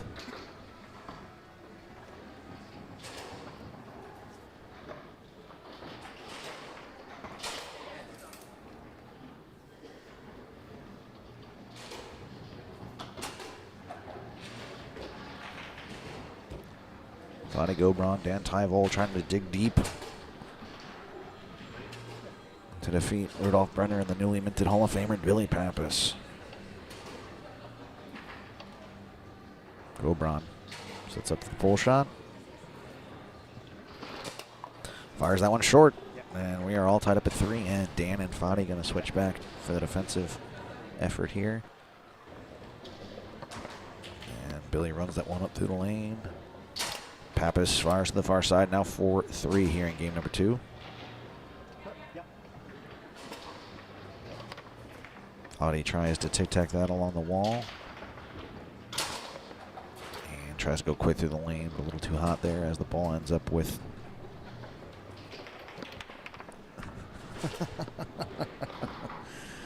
Okay, gonna move that, Mark. As Dan Tyvol now. Papis. Very efficient there as he passes and scores. And just like that, game 2 goes to Billy Papis and Rudolph Brenner. So Fadi and Tyvol trying to figure out an answer. How do you stop the Hall of Famer? So a lot of times you'll see doubles teams with matching uniforms, and I just looked across the pit to realize that Terry Rue and Jacob Balkos are wearing the newly sponsored by Tornado merchandise. They're both wearing Sullivan Rue jerseys. As Fadi can't connect on his opening pass here in game 3. Brenner fires a nice pull shot on goal. Papis grabs the rebound and quickly throws it into a pull kick. 1-0 now. See if Billy starts to have some fun with this one here, up 2-0. And oh, nice brush down to the wall for Papis. Drops his wrist, goes down the middle, and in a hurry, it's 2-0. Fadi Gobon trying to find something as he works that one through the lane. Brenner shows him the reverse. Tries to slide that one short, and the rebound ends up with Papis, who quickly throws it into a left hook. He's smiling, and we're having some fun now. Everybody having a good time. Tries to go lane. Papis intercepts, and it lands on his 3-bar. See if he does something cool here. Oh, just tries to come pull side. Tyvol comes up with the block.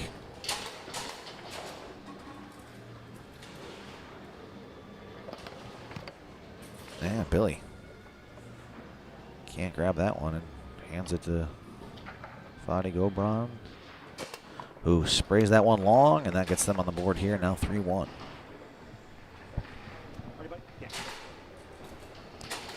Billy Papis way too high on the angle. So Fadi now in back as we got a defensive switch here for Tyval and Gobon.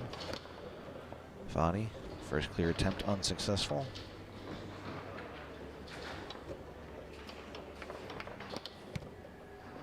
Tries an off the wall option and Papis grabs it on his 3. Billy Papis looking to make it 4-1, fires to the far side. It is now match ball in favor of Billy Papis and Rudolph Brenner. Fadi Gobon gonna have something to say about it first as he calls timeout. Didn't like what he was seeing from Papis' 5-bar D.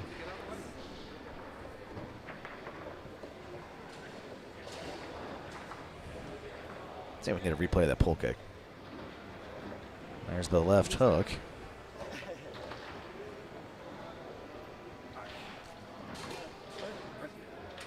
Gobon now. Ready to go. Tries the off the wall, and Billy was all over it. Papis now with possession and a chance. Oh, nope, can't hang on to his pass, so Dan Tyval. Looks like Billy's baiting him for the pass. And he hits a sit-still slider out of the roll. And looks like it got deflected there, but either way, that cuts the lead to 4-2. Papis with a chance to put it away. Billy Papis bluffs the Euro.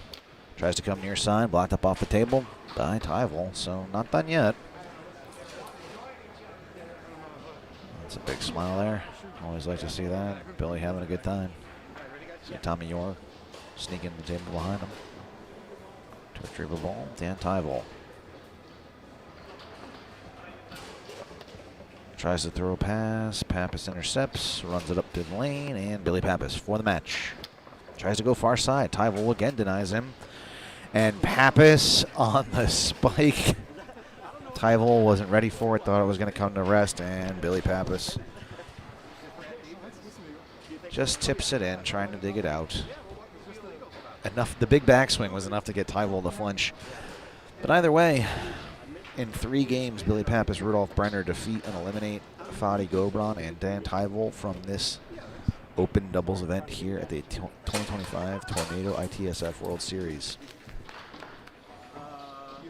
If we get another match called up right away, I will fill in, keep you guys at home company. But Mark and Jim should be coming back from the tacos in just a little bit.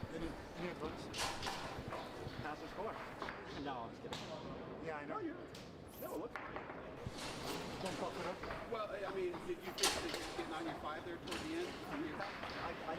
That's what I thought because he's there. And Just taking a quick peek around the room here. In front of me on table 4, the Germans, Maximilian Hoyer and Dominic Pfingst, going head-to-head with Dewey Culpepper and Marcus Heyman. I can't quite see the game counter from here. Looks like Dewey and Marcus have at least one. I can't see Max and Dominic's. On the far side of the pit from me, Todd Lafredo and Sam DeJean going head-to-head with the former world champions Tommy Yor and Brandon Munoz. Not together, but with different partners. And then just beyond them, I see in their Sullivan Rue jerseys, Terry Rue and Jacob Balko squaring off against, I believe that's the Slovakian gentleman, Sengel and Varos, but I am not entirely sure. See if I can pull up the bracket here.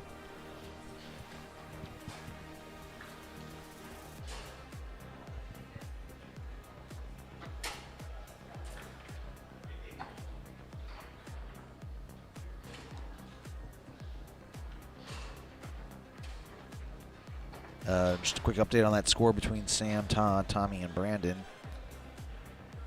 Tommy and Brandon took the first 2, 5-2, 5-2. They are currently up 3-2 in the third.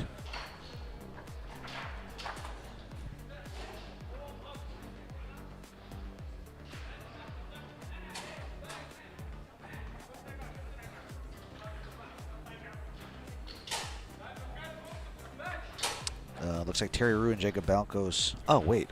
Okay, I apologize. That's not the Slovakian guys. That's Chris Folsom.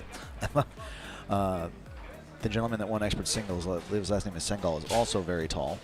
But yeah, that's Tom Yor and Chris Folsom down 2 games to nothing on that one to Terry Rue and Jacob Balkos, 5-1, 5-3, currently down 2-1.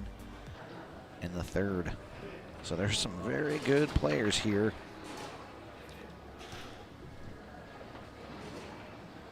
That are not going to be playing in the second round, or the next round rather.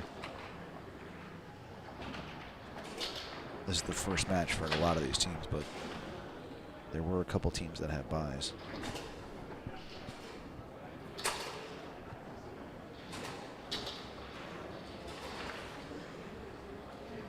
The team I was thinking of, Peter Singal and Simon Varos, are currently squaring off against Logan Hurd and Ethan Kang. Ethan Wynn, sorry. It says Kang Wynn here on the, but he goes by Ethan. They're over on table 14, so don't have an updated score for that one. It looks like that match I was referring to on table 4 between Culpepper Heyman and Finkston Hoyer is in the fourth game, with the Germans up 2 games.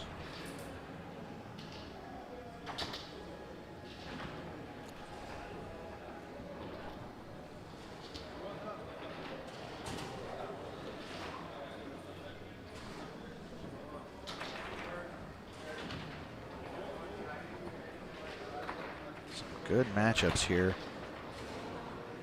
The Bork, Halpel, Robertson, McMillan matchup is one that I'd be curious to get a score on, but they're not on a table that has live score cubing.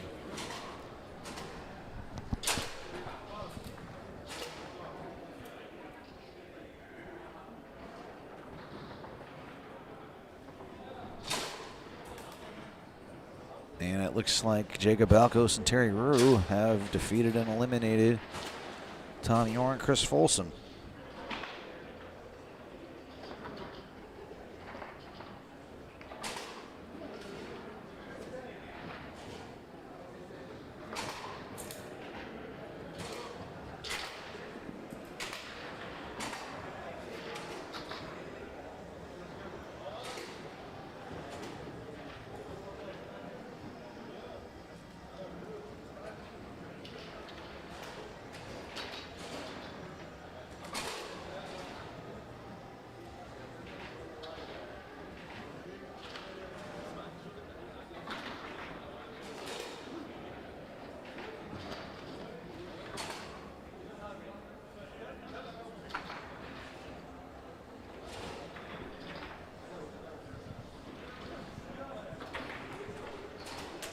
Well, folks, it's been an exciting weekend of foosball. Feels like I've been here for 2 weeks, but we are only on day 4. Still got a lot of great foosball to come your way today and tomorrow. The Champions League event takes place tomorrow. The rest of this doubles event will be occupying table 1, I believe, for the rest of the day, as we saw that pro singles final earlier. Actually meant to check on that, see who got that one between Teddy Kruger and I believe it was Martin Dusa. See if I can pull that up. Pro singles. Looks like Martin Dusa ended up pulling that one out. Sam DeJong finished 5th. That's kind of surprising. Although he finished ahead of the Burmeller brothers, who have established themselves as top dogs in the singles.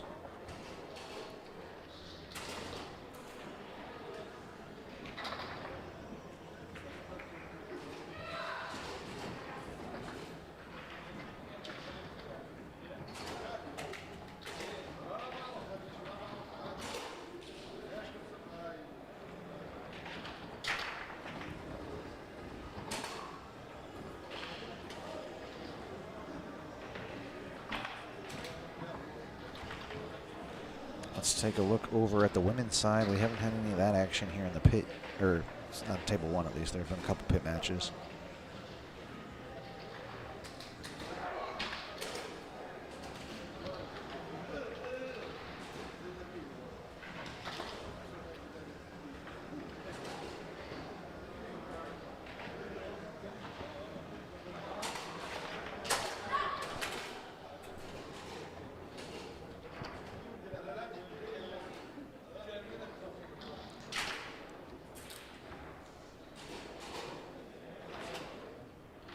See here, looks like Veta Moore and Isabel Stelly won their first match 3-0 against Valerie Poncetti and Michelle Ochoa. Keisha Rue and Liz Hill are currently squaring off against Mariam Ali and Stacy Fowler over on table 17. Sylvia Pintilli and Diana Portales out of Romania and Argentina, respectively, are currently playing Maria Potter and Michaela Klaas out of Germany.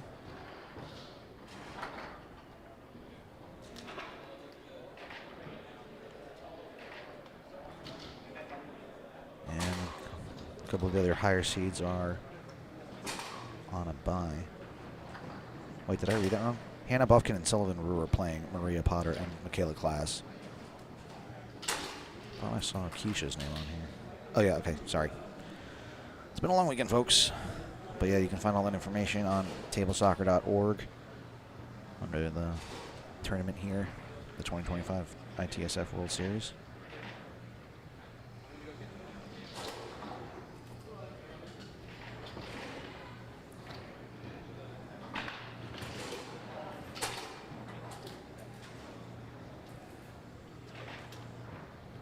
Oh, I'm going to send my well wishes to Mary Moore.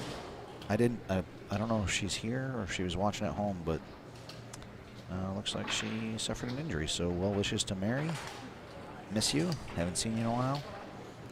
But yeah, she's posted that she was celebrating her son Ryan, who, if you didn't get to see it, I highly encourage you to go back and watch it. But the singles final here last night was quite the barn burner between he and Tony Sprademan. 5 games, overtime, one for the ages.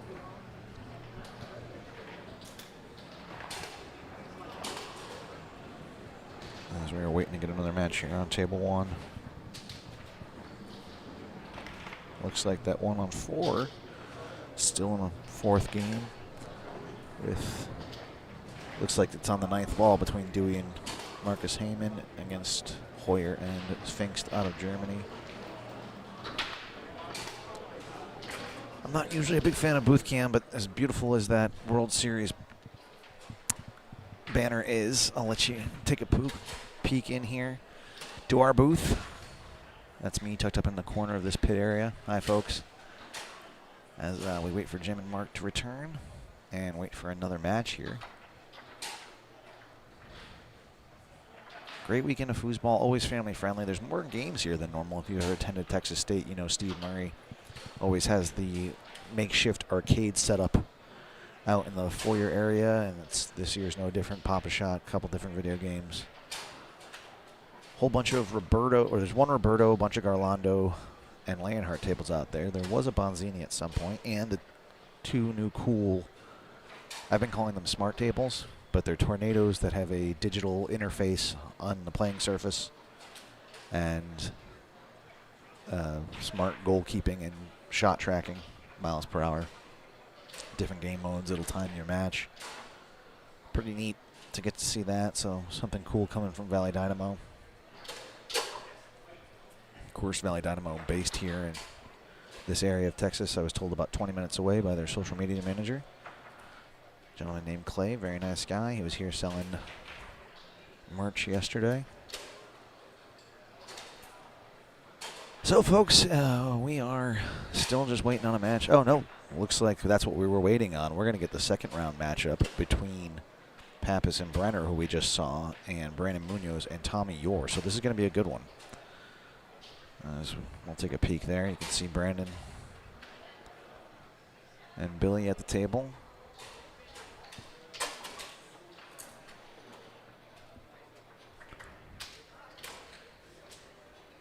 This should be a good one. Like I said, I'll get us started if they get going, but whenever Mark and Jim return, I'll let them step in here. I know you guys would rather listen to Jim, so would I.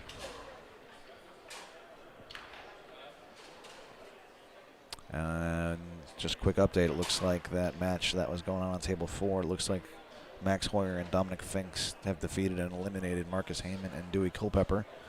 And there's Toro. Making some noise getting in here. Mike's hot. Call for Satan and he shall appear. Yes. Speak of the devil and he shall appear. Whatever, dude. Yeah. I'm publicly educated. Welcome back. How are your tacos? They're awesome. I know, man. I wasn't lying to you. So first really we sat good. down at the restaurant. So Keith walks up to me and Perry, and it was like they were excited about something. I was sitting in this booth. They walk up to me. They say, "There's tacos, dude." Yeah. And they're at the Chevron gas station. You never really hear those things come together. No. And so, like, are you going to get the beauty shot? Okay. Yeah. Oh, you want to let them see you sweating taco sweats? Yeah, before we watch this match. Okay, just a quick story. So we sit down at the restaurant. Jim and Brad and I sit down at the restaurant, and we're like, look at the menu. They tried the quesadillas. Okay, fine. And we're like, dude, we got to go get these tacos across the street. Yeah. So we brave a 100-yard walk in 105-degree weather. It's not that hot out. It wasn't that hot. And there was no cars either. Will you just let me tell my story for crying out loud? And there's a little old lady in the corner, and it says street tacos, and they're like $2 each, and they're awesome. Yeah. They're marinated correctly. I mean, it's like, when you go eat ethnic food, you always hope the person of that ethnicity is cooking the food. Yes. That's exactly what you and got. it's exactly what you got. The only thing, they were flour tortillas instead of corn. Corn tortillas, the more traditional, but still fantastic. Oh, That Al okay. Pastor was I'm delicious. glad you have an opportunity to teach us about ethnic cuisine. Thank you for that, Keith. You're welcome. But anyway, tacos were awesome, and Jim's going to be strolling in here. Thank you for covering. Yeah. Looks like we got Rudy and Billy Papis against Brandon and Tommy. So Rudy is the proprietor. He's like one of the heads at Filoro, the sponsor. Oh, I didn't realize that's him.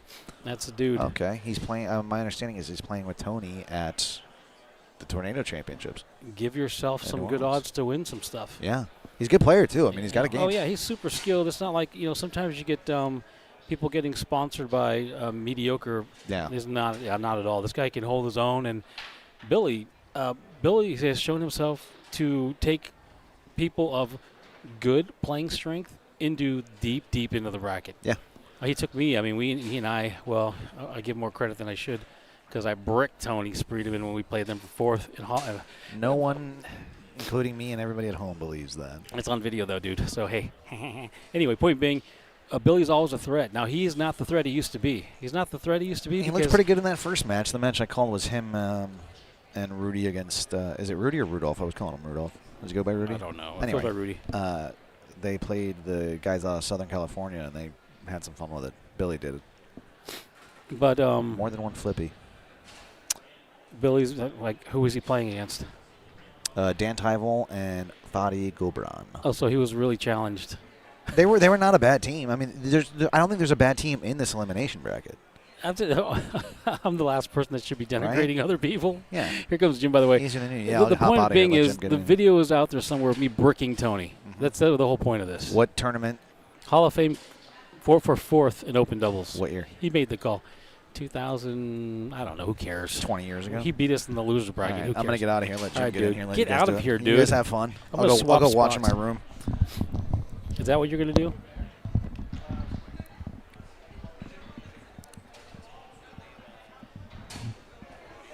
All right, we got James, Jaime. Now that he's had a couple tacos, his name is Jaime. Yeah, I just learned that. You guys are totally mic'd, by the way. That mic is hot. Yeah. Too late, bro. You guys, hit the whole thing. Let me turn your mic down. Oh, let me turn my mic down.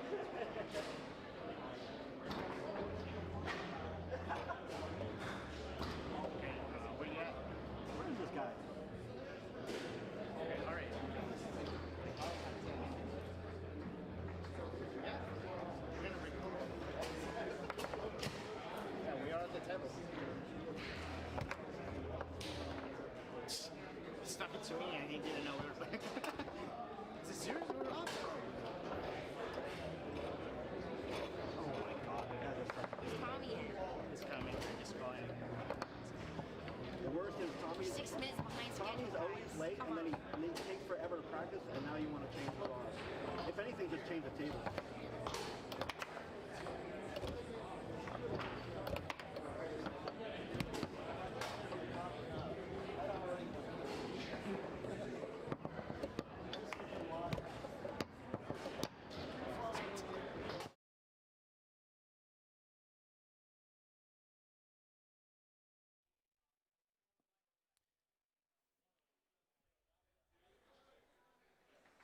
Jim and Mark back with you. You're on table number 1. And yesterday, Mark, what an exciting day of singles.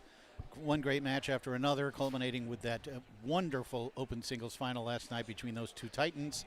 Today it's doubles, and I think mentally as commentators, we have to kind of shift gears a little bit.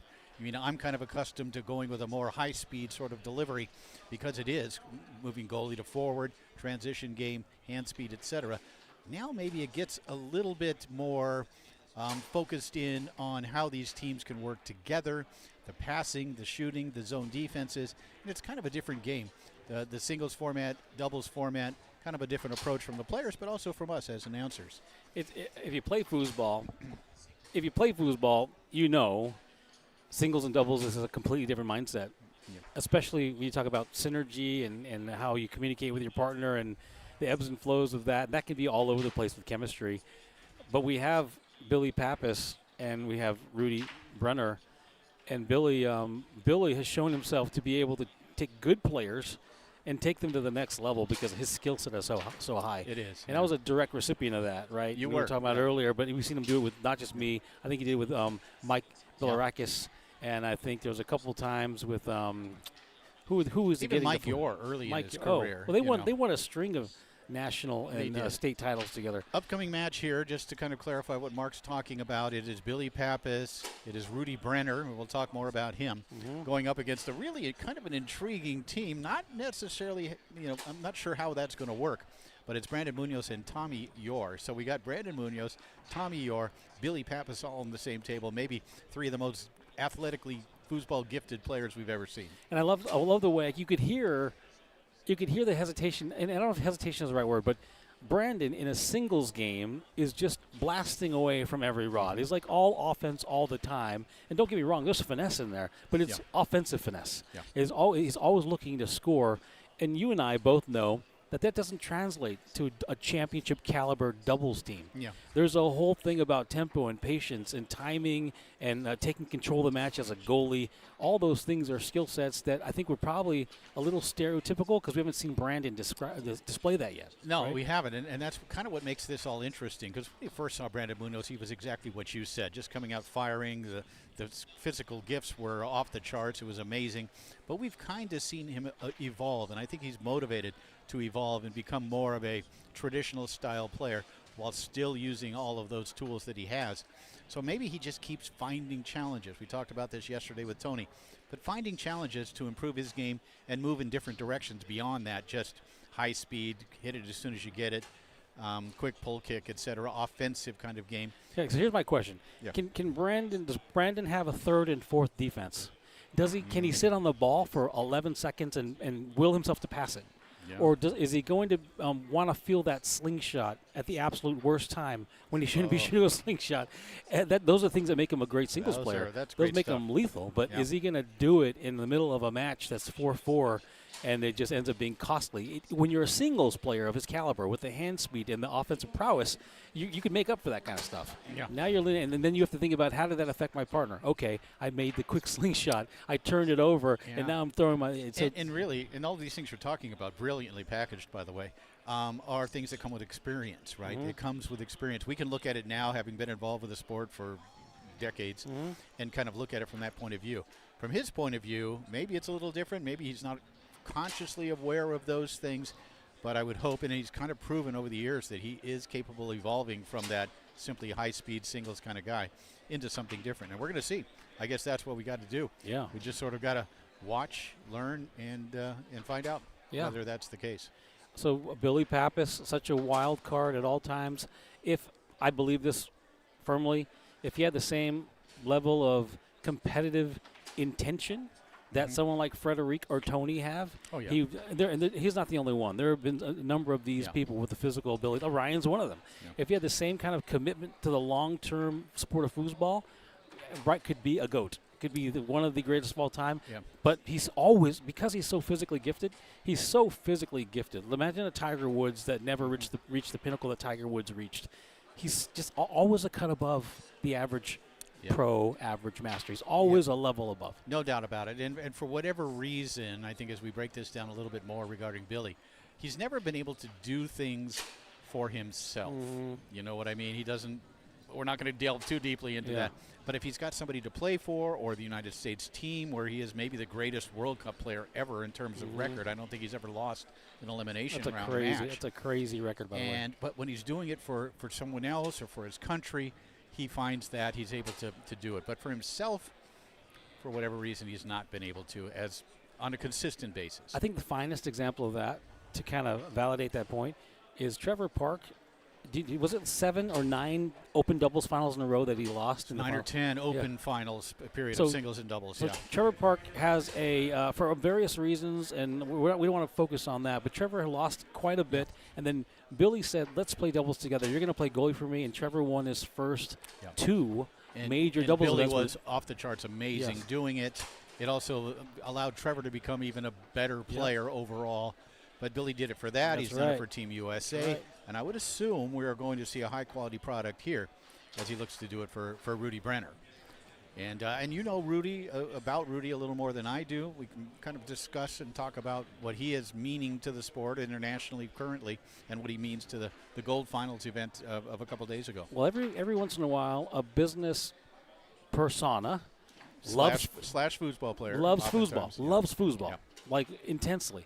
And when that happens and that person's resourced, they look to support foosball. And that's what Rudy has done. Rudy has helped support foosball. He is one of the primary, if not the primary proprietor of sponsoring the Gold Series, the Gold Series final, including all the young ladies and young men that came from overseas to compete in that singles event. And that's been a year long in the making, and I don't know, dozens of qualifying events. So Rudy represents Floro. And I guess Tony Spreadman is also sponsored by Floro. The Burmettlers are sponsored by Floro. Billy Papis. The tour itself is. Yeah. I mean, Farid Lunas yesterday, the president of the ITSF, made sure he told me when I announced that gold final that I put Floro in there. Yeah. So Floro is also certainly a great contributor. And as a benefit of that, he now gets to play on table number 1 with Billy Papis, fulfilling a dream of really being in the spotlight, playing on table 1, playing for championships, etc. But what you're going to see is he's really good. He's not Billy has dragged a schmuck like me, and I'm being more self-deprecating because you saw that match, and you saw me brick Tony Spreadman. I don't know about that. But it's on video. We'll go with it. It's on video. Anyway, brick Tony. Brick. Tony will say I bricked him. All right. Anyway, point being, Fair this can't be about me, but it's all about me, but it can't be about me, it's all about me. Tends to be. Holy smokes. This guy, the truck guy, he freaks me out. The truck guy with the ponytail is like moving faster than he should. That's a whole story. It's actually on Facebook, I think, right, as well, of yesterday. He does. He actually kind of freaks me out as well. Let's get back to it. When you see Rudy play, you're going to see he absolutely holds his own, and Billy's not going to win this match unless Rudy contributes to this match. No, because we have seen top players being in positions because of the state of the sport, etc., of bringing on sponsors or bringing on players. Tony Spreadman, of course, we know for business decisions, and Tony rationalized it beautifully in an interview we did with him. But when you think about guys like David Maring, bless his heart, old SoCal guy, not close to the talent level here or abilities of a Rudy Brenner. Right. So, but again, interesting storylines across the board in this match. Tommy Orr, of course, as well. Tommy won the gold final the other night. One of the great singles players, but then a 9th place finish in men's singles, which was really uncharacteristic of this great player. Well, the Europeans, we can go back to the story. The Europeans have come from across the ocean and wiped the floor with many of the top American tornado players. Yep, that's something.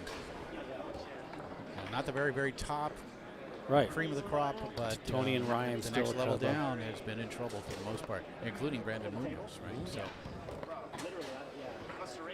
the players are, I think we did a little table maintenance, kind of getting the table ready for this round of 16 match.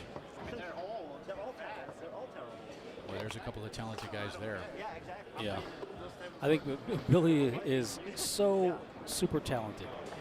He's got what Billy does, which is very, very unique, is the lateral speed plus the power. You got guys that got the power, you got guys that got the lateral speed. When you look at lateral speed plus power, it's not unlike you talk about Sully, who grew up on a foosball table. Billy grew up on a foosball table, in foosball tournament rooms, and all that muscle memory over time just created an animal when it comes to physical ability on the table. It's the Tiger Woods syndrome, where you start when you're 3 or 4 or 5, and it becomes part of your DNA as you grow up. But really interesting to see Billy Papis, Brandon Munoz there. I mean, if we're putting together our top 5 or 10 of most talented, physically talented players of all time, they're probably both very high up on that list. Yeah.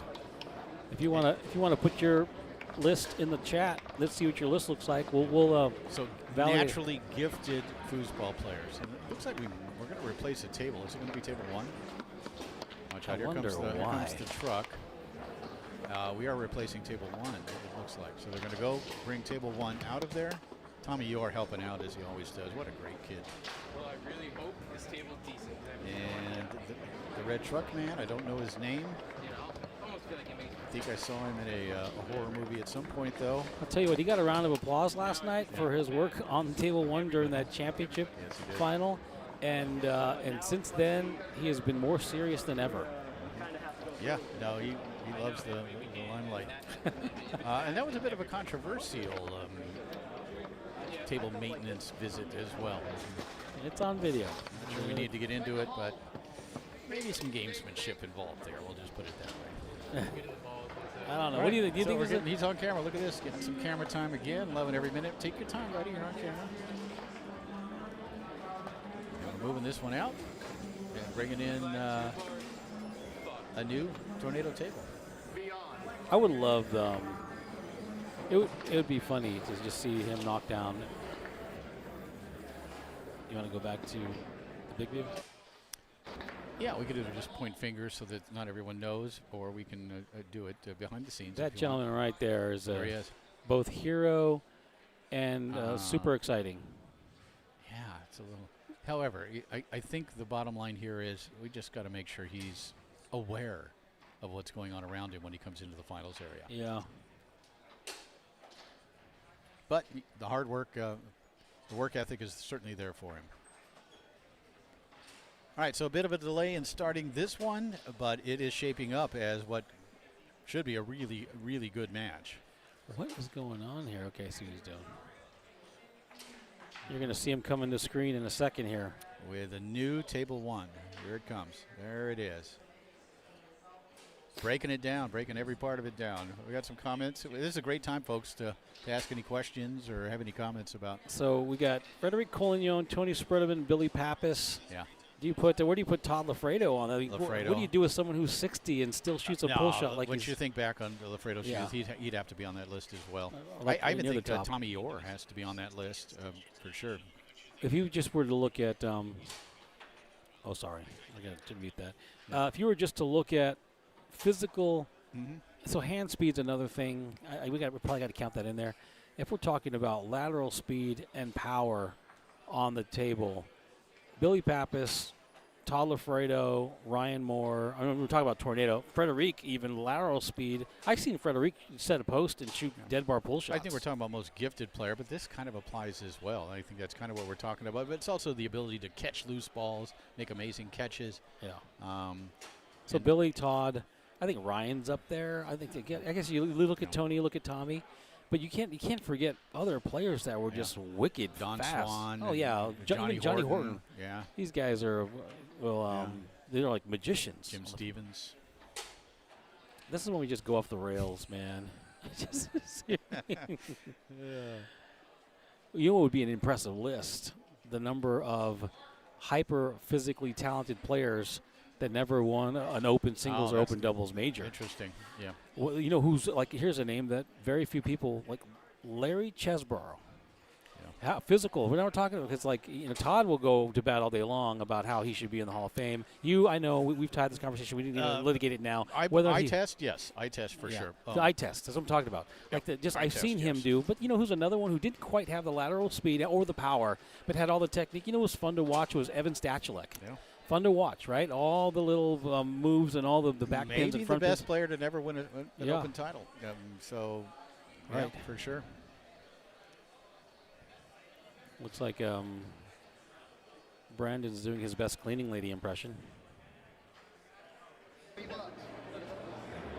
right, new table over there. Make sure it's ship shape. Let's go back to that other view, because the current view is just an overhead view. Who are the most Don Chalifo? What do we? Yeah, I love Don. Johnny, Tommy, Spear. Tommy's up there in his own right. There definitely the stretch of the early '90s. There was a whole stretch during the '90s where he was 3-second Tommy, right? 2-gun 3-second Tommy could just pummel you. I remember when he had a streak of wins against Lafredo in singles, which was amazing in the '90s. And Lafredo just said, "This is what happens when a guy can go straight or long on you at will. Dead bar long, dead bar straight." Yeah, I mean, Spear, from the point of view of finesse, yes. Spear was never a big, fast, powerful sort of player, but the finesse the touch was phenomenal. Yeah. So we get loose. I wouldn't put Jeep in the so we get kind of loose with the description. Mm-hmm. I was focused on lateral speed, power, hand speed. It probably has to be in there. I still to this day would argue about who's 2-bar. We talked about this last night. In a goalie war game, you probably pick Billy Papis over Ryan. In a singles match, because remember, Billy won 4 open singles titles in a 6-year span when Fred was playing. So Fred was playing when Billy won his 4. And that was Billy will tell you, those were the 6 years or so where you cared about foosball. Which is scary as heck. He cared about foosball for like 6 years, and in that 6-year time, he was incredibly Here in this scary. country, yes. Internationally, he cared about it longer than that and had some titles there as well, which is why we do group him into that upper echelon of multi-table players, best overall players. And he's still, I don't recall where he landed, 10 or 11 or 12 maybe on our top 50 all-time greatest on the American tour. Yeah, I don't remember top either. 10, close to top 10. I think he was in the top 10 somewhere. Yeah, because remember we talked about that 4 open singles wins in a 6-year span. Yeah, and it again, like you said, this is a time when Tony Sprademan was active. It's when Ryan Moore was kind of first coming up. Right, he was a little young, but still playing. Tony was playing. Collignon at his peak. Yeah. So you win 4 open singles titles on Tornado when Fred's at his peak. You deserved them. You win 1. Yeah, right, for sure. When we had the I made a belt for Frederic for a GoFundMe, and it was only He said, "I only want Tornado on there," and that thing was ridiculous. Yeah. The number of titles on there was ridiculous. Mid-20s, for sure. But for a long time, and I don't know, things have changed certainly, but for a long time, the Tornado Tour, the American Tour, was the premier league, so to speak, the NBA, the NHL, where the best players played, and I know still to this day that it's sort of viewed like that by many American players, certainly. There's some intense table testing going on with the technician. The technician, he does everything intensely, I noticed. We're watching him now. We got to watch this. You ever watch those videos online, Jim, where they're like satisfying to watch videos? I'm not sure, Mark.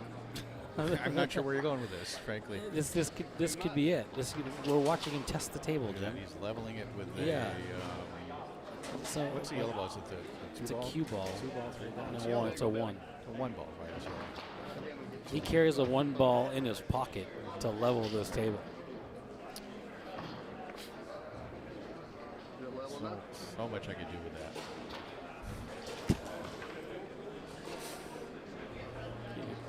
What do you want this one? Big crowd gathering here in the finals area. One of the neat things, and we saw it last night, is as the day goes on, players get eliminated. They really don't have anything else to play because they have been competing at the other events, or in the event that we're speaking of. And last night that was singles.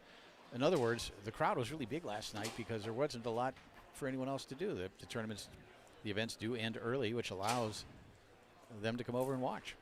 They shut it down too, though, right? They played it out to a certain point, and then intentionally quiet down the rest of the tables so that people can watch the finals. Am I getting that right? I think that's right.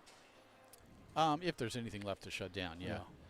And the lack of conflicts, I think, is also just fantastic. And that was difficult to do when you're running both a international event and the Texas State Championships. But they have figured out the balance, which has made this hybrid event really special here this weekend.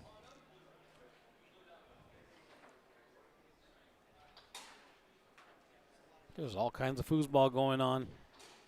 Yeah, we got Tony Sprademan and Eric Hiltner playing over on table number 4 against David Chapman and Paul B.K.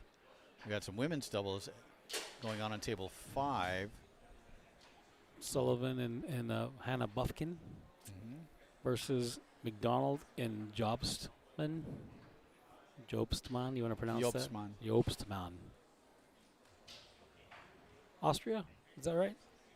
Yes. If anything, it is fun seeing people you don't typically see play foosball. We all love our American foosball tournaments. They can be a little fatiguing when it's the same 6 or 8 people, right? At the very end, same semi, same quarterfinals, or some slight deviation. But you got a whole new cast of characters here. Got some other names in here. Dave Gummerson's 5-bar, Frank Ossoff. Jason Onstad has the fastest push kick. Does he? I don't think so. He says if you Google Jason Onstad push kick, don't Google fastest push kick. I got you. Don't do that. I think we're as close as ever to getting started here. Table replacement, tables in place, tables level.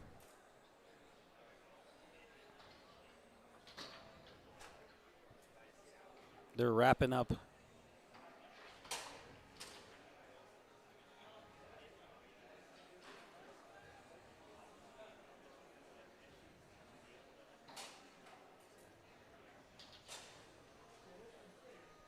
I wonder if there's an actual liability on this table. Tommy Yore's going to do Tommy Yore things. Hand speed kills. We saw that yesterday. And what I didn't know, or the other day, the gold final, what I didn't know when Tommy Yore was playing Johan that I learned later is he's been showing up at the Dijon's place to play Bonzini. He's up in the Northeast. It showed. Yeah. And he likes playing on Bonzini. You so can tell. Although Tony has been playing quite a bit of Bonzini, he had problems scoring on Seco, and Seco took Tony out of it, and Tommy 3 straight at Seco. So why is that? Winning 2 of the 3 on Bonzini. On Bonzini. Even, so. But I think where I was going with that is hand speed, man. Hand speed kills, and Tommy Yore has that in spades. But you know who has some hand speed too? May not be what it was, but Billy Papis has fast hands. Yes, he does. Yeah, the combination of speed and power has always been so intriguing with Billy. You'll see Billy Pappas do stuff that you're like, wow, I didn't know that could be done on a foosball table.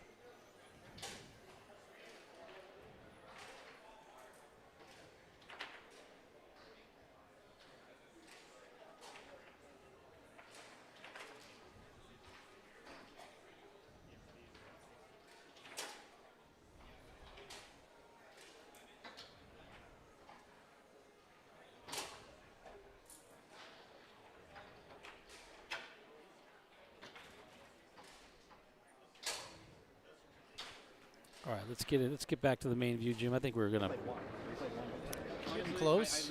They're doing that thing now where they check balls, so maybe it's another half an hour. That could be. Yeah. I think they want to like practice one particular pass for the next half hour.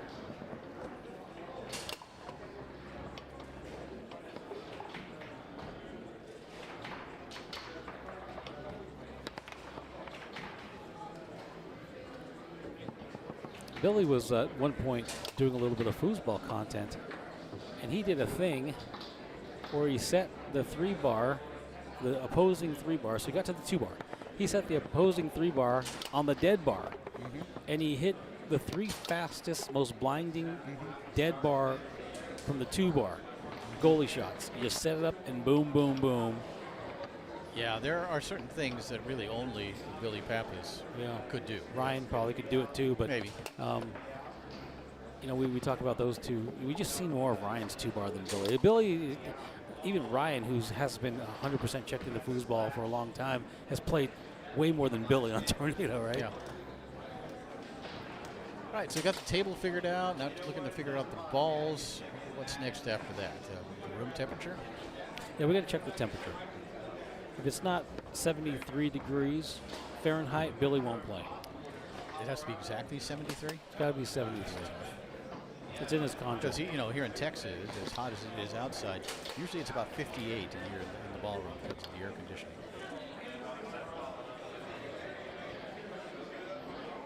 Hey, Steve C. I wonder which Steve C. this is. I can't tell. It's not Steve Corioso, is it? Different Steve C. You recognize that Steve C.? I mean, you never know. Reason why he's referencing the late great Chuck Pistol. Yeah. Rest in peace, Chuck Pistol, the tuck master, tuck and pull kicks. You get on a roll, Chuck Pistol get on a roll on you, and he'll score with the best of them from 2 bar in a doubles match. That's right. All right, I think we're getting close to this men's doubles, open doubles rather. It's open doubles, not men's doubles. There was at least one lady I know competing. And really, you can, I guess, choose. You can play either open or women's. And, there was one woman who chose to play open. An international player, I believe. Great. The way that works is you can choose. Yeah, all doubles are held at the same time, Yeah. right? So you choose which one you want to play, what of the ones you're eligible for. Women's doubles or open doubles. Yeah. Pretty fair.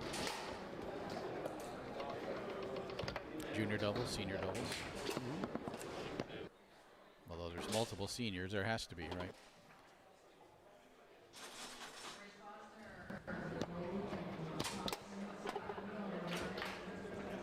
So I think we're about 10 minutes out from getting started now, Jim. Oh, I'm seeing fist bumps. Oh, wow. Always a good sign. All right. Here we go. This should be a good one. It's Tommy Orr, Brandon Munoz, who is starting in that goalie position. On the left, it's Billy Papis. Rudy Brennan on the right. Here we go. Ball put into play by Orr. Nicely along the outside wall.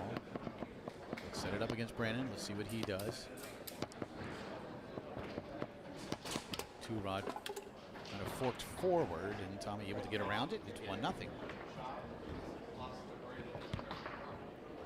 that high lane gently goes Papis. So he'll set it up against Munoz and fire it right down the middle. So opening up down the middle with a snake shot, always a good idea, whether it's blocked or not. Get that ball, take your time, shoot it down the middle. That's only going to open up those corners for the rest of the match for you.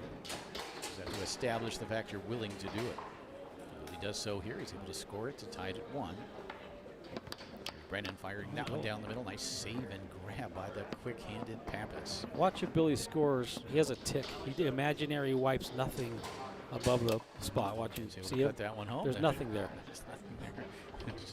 It is totally a tick. And you know what's funny is Blake picked up the tick like a virus, and he also imaginary wipes the little ball spot.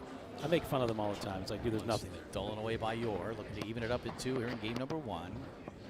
Billy Papis 2 for 2, shooting it so far. Orr also now has made both of his shot attempts.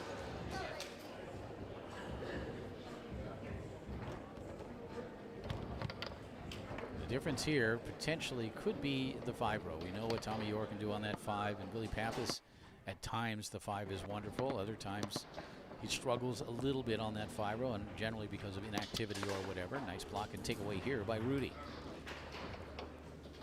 Also see clearing, and technically not a clear. Well, clearing is when we get the back wall just like that. Yeah, clear is when you get it past the 5-row. Right. Or to your opponent's 5-row. I mean, to your teammate's 5-row. Looking up, wondering if there might have been a jar. And they're giving it to him. And Rudy will award it. Good call. And in Europe, you'll find that's much more common. A lot of the European tables, it's much easier to jar. They're good sports about it in most cases. 2-2 here in game number 1. Open doubles action in the round of 16. Best 3 games out of 5. I'm just watching right now to see how Rudy clears the ball. Tommy back to that far corner. It's 3-2. And Rudy clearing the ball is going to be a necessary ingredient in the possibility of them winning this match. He's got to clear, whatever that takes. Here's Munoz. Kind of interesting to see Brandon back there playing goalie. Billy's got to pick it up. If they're overmatched because Rudy plays a little bit behind the other team, experience or skill or otherwise, Billy can't afford to make silly mistakes on the 5-bar. Chance to even it for Billy, but Brandon to take it away. And then almost turning it over. Blocked by Papis, rolls to a dead stop. And Munoz will put the ball back into play, leading 3-2 here in game number 1.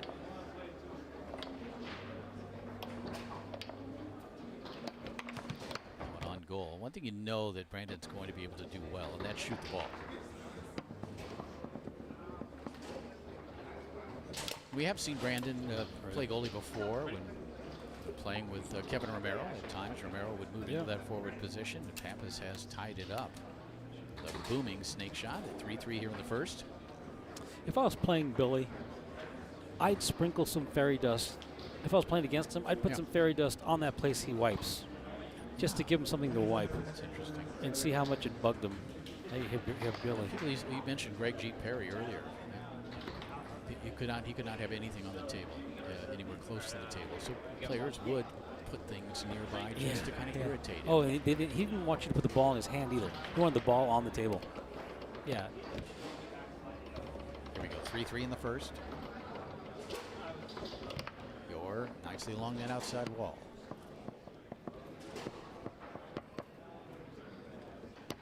Tommy walking it, looking for the lead, trying to come near side. Kept out by Rudy Brennan. Take it right back. That's going to be the key. Yeah. One of the things you can do is really slow the tempo down. That's one of the things you can always control as a goalie, as he pays for that turnover. Yeah, that shot near side to make it 4-3. He's not really showing the patience right now with the ball on his 2-bar. He's got to be less predictable. It literally takes almost no skill to just simply take 7, 8, 10, 12 seconds back there. Got to control that part of it and then just do something that's not down the middle. Hit it hard. And game number 1 goes to Tommy Orr and Brandon Munoz. So it's going to be a tall task for Billy if he has to play perfect. If he has to play perfect, it's going to be tough because I don't think Billy's playing at that level anymore where he can play perfect. If I was coaching Rudy, I would just say, hey, you don't have to shoot over the middle every time. Like you could sit on it for 10. And Tommy's a fast-handed player. You know what works against fast-handed players? Off-speed stuff. They'll get beyond it. That stuff works on Tony all the time. Straight passes, brush middle passes, because they jump past it. They're trying to stuff you. Yep. So you'd have to take a look at the weakness and make sure you're clearing that 5-bar. Clearing the defensive 5-bar is all you're trying to do to give Billy an opportunity to pick it up. A recap of that opening game. Both forwards shot the ball pretty well. It was just a matter of Tommy Orr getting more possessions than Billy Papis. But you got to kind of like what you see from Billy. Oh, yeah. The problem with this format, based on what you're used to as a player oftentimes, is there is no loser side. This is it. So even though Billy is playing well, he needs to play well here in this match. And he does open it up with that shot, that smooth release to the far side. As he cleans that table for us, make sure there's no glare in that spot. Do I got to let that go, Jim? I don't know. You got to let me know if I got to let that go. Tommy looking to answer. And he does, right back down the middle. It was a good read by Tommy. Didn't really see the hole, but trusted that it would be there once he released, and it was. As he split the defense of Brennan. He's tied it up at 1 here in game 1. Back comes Papis. Billy, quick set near side, blocked by Munoz. Again, Brandon has the hand speed and the shooting ability back there. We'll see about the rest of it. But we know Brandon's just a really great foosball player. I wonder if that quick pull side was blind and Billy was frustrated with himself. He didn't seem too happy with himself.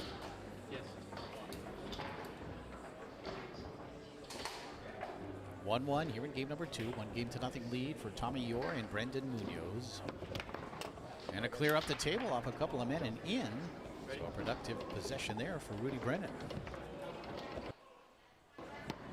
Tommy with another chance here.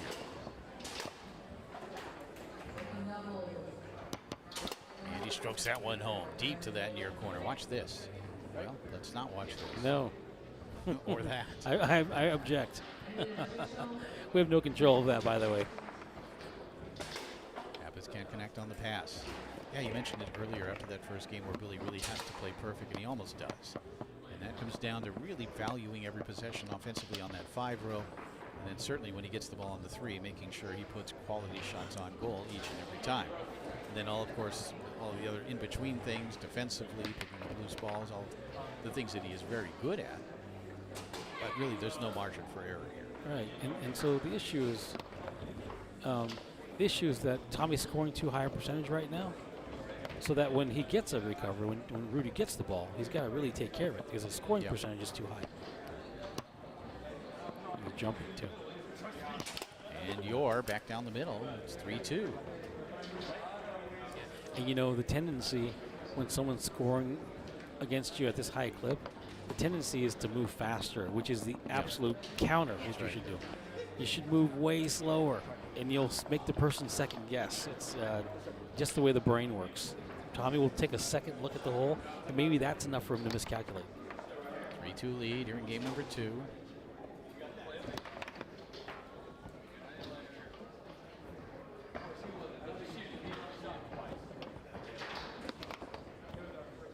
On goal, I think. It was nice. Rattles up the table where it's picked up by Yor.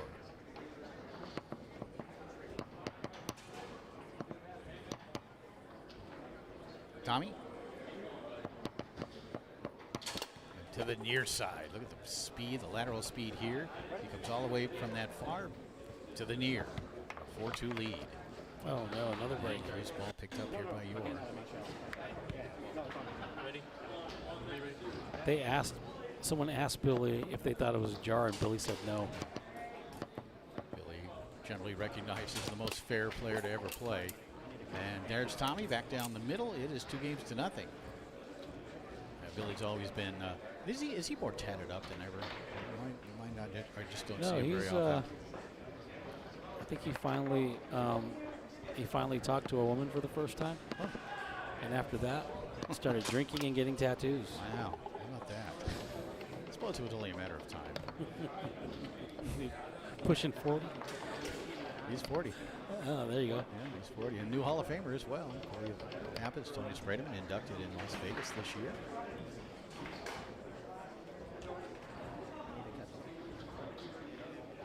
It was 30 years ago where he sort of broke onto the scene at the 1995 U.S. Open up in Cleveland, Ohio.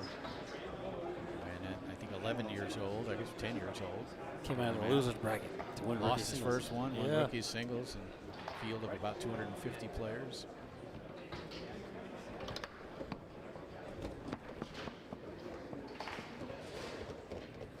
There's also video of Billy at the 1993, the famous 1993 World Championships in Dallas, here in Dallas, about 4 or 5 miles from here, of him just sort of hanging around table 1, you know. Tommy Atkinson, Terry Moore playing their singles final, and afterwards, Billy is just sort of lingering.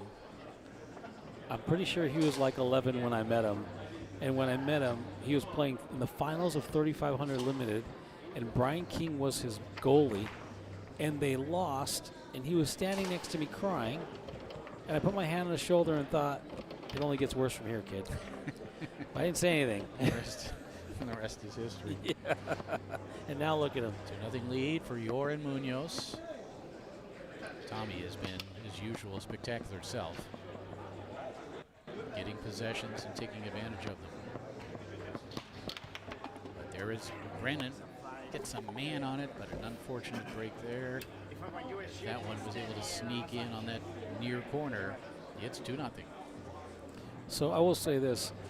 Billy actually needed to play at a higher level no matter what. You can't just look at the goalie play and say, but Billy needed to play. Billy's not playing This may be very There we helpful. go. Quick set by Billy near corner, makes it 2-1, and he switches back to goal. Of course, he's a fabulous goalie. Amazing. And Brennan able to take it away. Does he know to use it? Yes, he does. I would have Calls loved the to see timeout. Brennan just fire the 5-bar shot Would right you? there. Really? Is that what you'd love? You're a Papis fan. I'm a big Papis fan. I'm a big fan. I'm a fan of the guy that could have been great, but just like, nah. Billy is great. Yeah, Billy well, yeah. became great. Okay? He's a Hall of Famer. What am I talking about? What are you talking about? Sometimes, Mark, I just shake my head. That's all I can do. I like to project my own identity on everybody else. Yes, you do. Ready? 2-1 lead, and Billy returns to the forward position and puts it into play. Able to get a possession here. So if he scores, we'll see him move back again, I would think. He scores to that far side again, the switch. You got to remember, too, when Billy goes back there, he is still a dynamic offensive player. Oh, yeah, he's shooting. Watch the defense. He's going to keep it simple, not a lot of extra movement. Little reactions if he needs it. Tommy waits and then finds that far side. Yeah, Just good. enough of a wiggle to get Billy off that hole. You notice how different the defense is, though. There's a different movement to the defense. It's a much improved defense. There's something to learn from that defense. Pass attempt knocked down, comes back to Brennan. Shot down the middle, rattles towards the goal. Yor got a piece of it. Brennan with a quick shot. And again, as a goalie, part of your responsibility really is to control tempo. You're kind of a point guard back there. He is able to advance it, and then Billy sends it 5-3. We'll set it up. Billy has shot the ball well so far, although Munoz there to block it and take it away. And call timeout.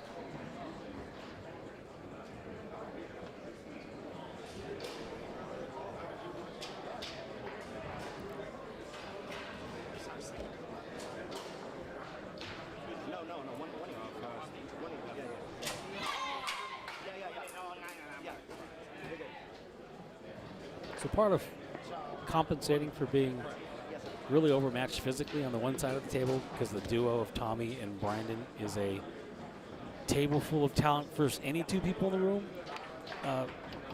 Rudy needs to take care of the ball a little bit better in the clearing efforts.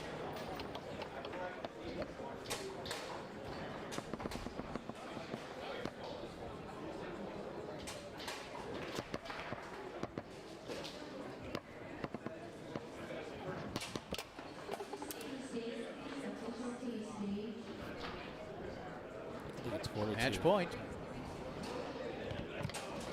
It's been fun to watch Billy, but boy, Tommy Yor has just been a handful here in this match. He's been really good. He will defend against Billy here. With the cut to lead to 1, Billy Papis. Fires that one home deep to that far corner. Watch this thing. Way out there. Wow, what a shot. You didn't see him watch. He wiped the table with his left hand that time. Why not a switch here? I'm not sure why we didn't see it. I think he's only burned the one time out, but now Tommy with a chance to close it out this match. And he does. So in 3 straight games, Tommy Yor and Brandon Munoz looking good. Tommy in particular, as they defeat Billy Papis and Rudy Brennan to advance to the round of 8 quarterfinals in men's doubles, open doubles, as the 2025 ITSF Tornado World Series continues. You want to talk for a minute about any teachable moments for anyone who's absolutely not as experienced or doesn't play or would like to get better at foosball? From the perspective of what would you say? What would you say to Billy first of all? It's tough. I think he could have valued some possessions a little better.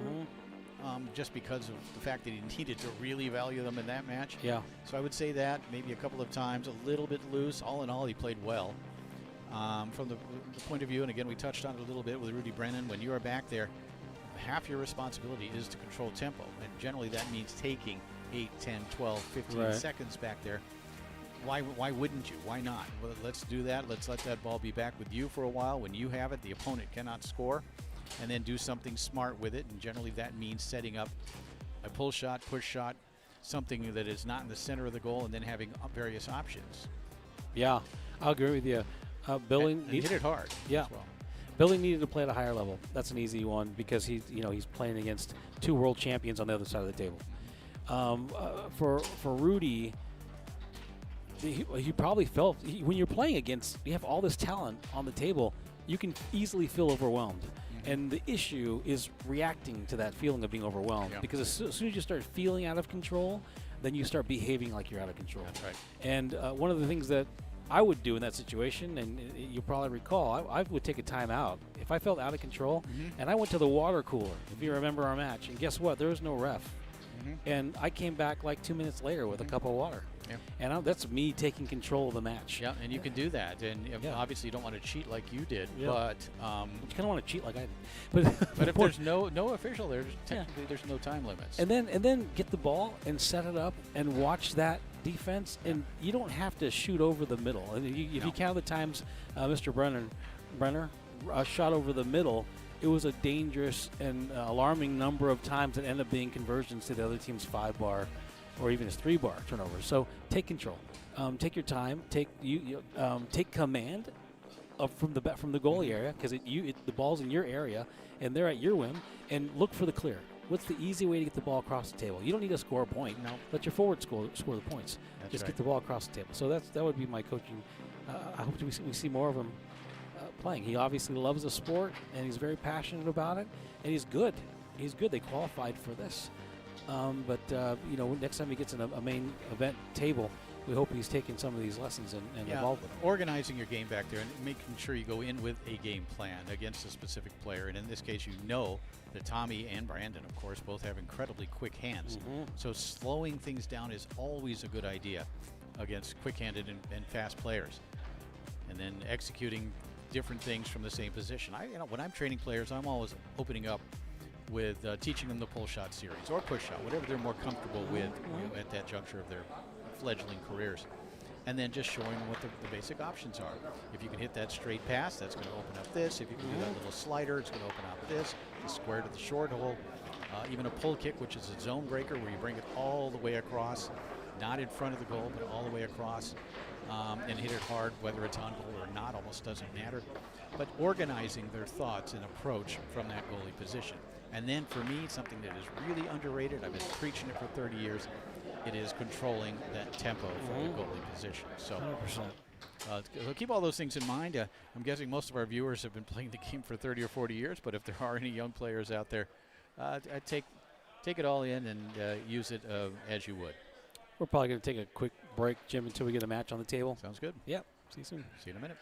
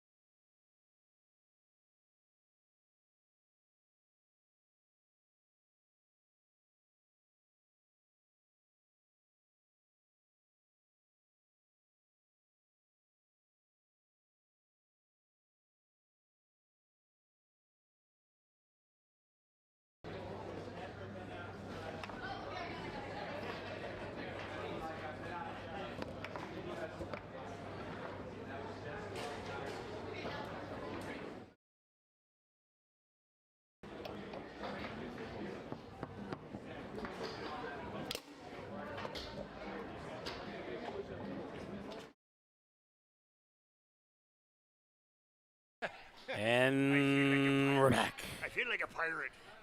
Guess what happens? There we go. Guess what happens when Jim Stevens leaves the booth?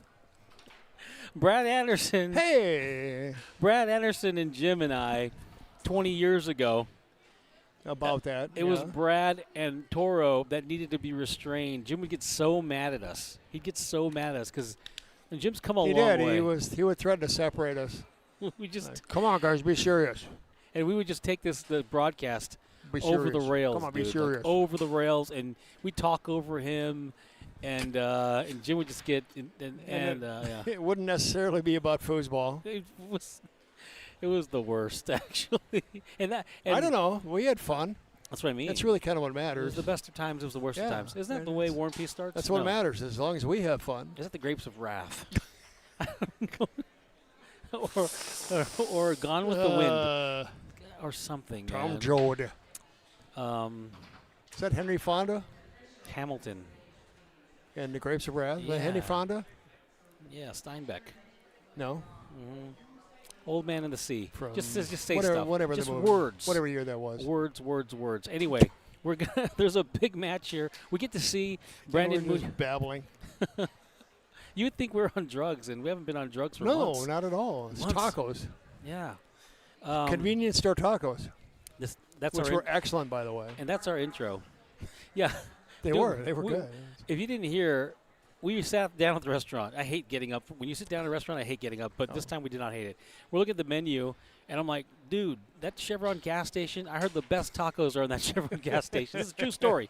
So we get up from the restaurant, apologize, walk across the street, 100-degree heat, no cars. So it's like, whatever. We get across the Chevron, and there's a Latina lady.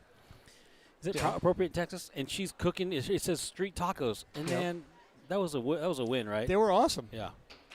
So and they're a hell of a lot cheaper than the restaurant.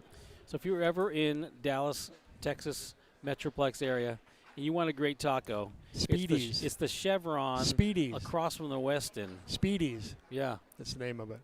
No, it's Chevron. Speedies. Speedy Chevron? No, that was the truck, dude. You're getting confused. By the way, Brad is pushing complete senility. By the way, and here comes Jim. Wow. Okay. Jim, get out of here, dude.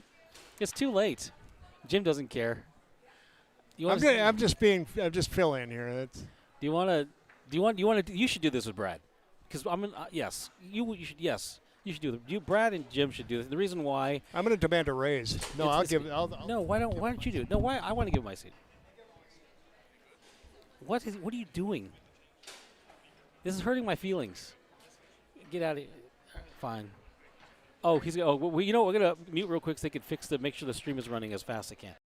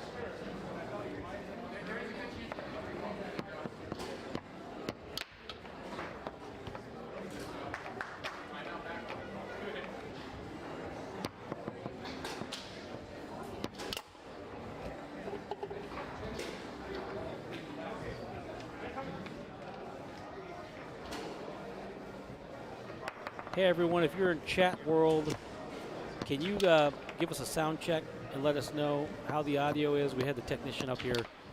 It is Sunday, and we're still furiously working on stuff. Keith, can you hear us? How's our audio? Check. We're trying to do a sound check here and see if they can hear us. Okay. Anyone, it says there's 107 people listening. If any one of you 107 can... 107. Odds are good on this. sound fine. Okay, good. We got audio. All right, thanks. Oh, Brad's right. It's the Chevron gas station, but the convenience store is called Speedy B. Okay, if you go to the Chevron gas station and you just wander around the gas pumps, you're not going to find the tacos. They're not around the gas pumps. Sure, you have to go in the little store that's attached to the Chevron, but that should be highly intuitive. So if you want tacos, they're not near the gas pumps. Thank you, Keith, for that. That's great. That's good stuff. And there is a food truck there as well. Right. So be careful. Don't go to the food truck. The food truck, yeah. It's Philly cheesesteaks. It's all frozen beef, and it's not even open. How did we lose Brad in this whole thing? You want to do this? We'll get Brad in for another one. Are we live by chance? We are live. We're live right now. You want to do an intro? We do have a good match coming up here on table number one. It's going to be two great American players now, one of whom is originally from Costa Rica, and Tommy Yor and Brandon Munoz, going up against a highly decorated European team in Thomas Haas and Martin Dusa. Thomas Haas, claim to fame. Describe what's Thomas Haas best known for? I mean, he's done quite a few things since then as well. He's had a nice career. But in 2017, in Hamburg, Germany, in what many believe was the greatest World Cup of all time, and in my opinion, I think 2006, of course, the first one is its own category. But 2017, amazing event in Hamburg. And Thomas, at the time, 17, 18 years old, won men's singles. Amazing. Yeah, just an incredible performance, beating Tony Spredeman along the way. Just no one saw it coming at all, and he was able to do that with his mom in attendance, and it was just an amazing moment. And that really is what put Thomas Haas on the map. Since then, he's gone on to become, of course, an outstanding player on the German tour and internationally as well. I think he's won Leonhardt World Series singles before. And a heck of a goalie. Is just a heck of a goal, heck of an all-around player. But as you're going to see in this match, he's a really, really strong goalie. And Martin Dusa, his partner this weekend, has been sensational with a fourth-place finish in men's singles. And then in the finals of pro singles here as well, in the Texas State Championship side of things. But really impressive watching Martin. I just ran into him out here and let him know how impressed I was with what he had been doing so far this weekend. So this should be a really high-quality match coming up. Martin bulldozed his way into the pro singles final, wiping the floor with Teddy Kruger in that winner's bracket final. 2 games straight, 5-2, 5-2. Yeah, so and I think his semifinal match was won in a similar fashion, 2 straight games and not close. And so and then Thomas, if he shoots his push shot, he started shooting a pull shot probably as much out of boredom as anything, but his push shot is an absolute killer zone breaker. Mm-hmm. It is a beast push shot, and his primary weapon when he's playing high-level singles, it's his primary weapon. Mm-hmm. Who did he beat in the final of that? Oh, I'd have to go back and try to remember here. That's disappointing, Jim. Just kidding. Yeah. Things aren't right there at my fingertips as much as they used to be. I think it's just when you work one event a year, what it's been here now over the last year, then the foosball side of my brain isn't as easy to dig into. But I can just messing with you, dude. I wonder if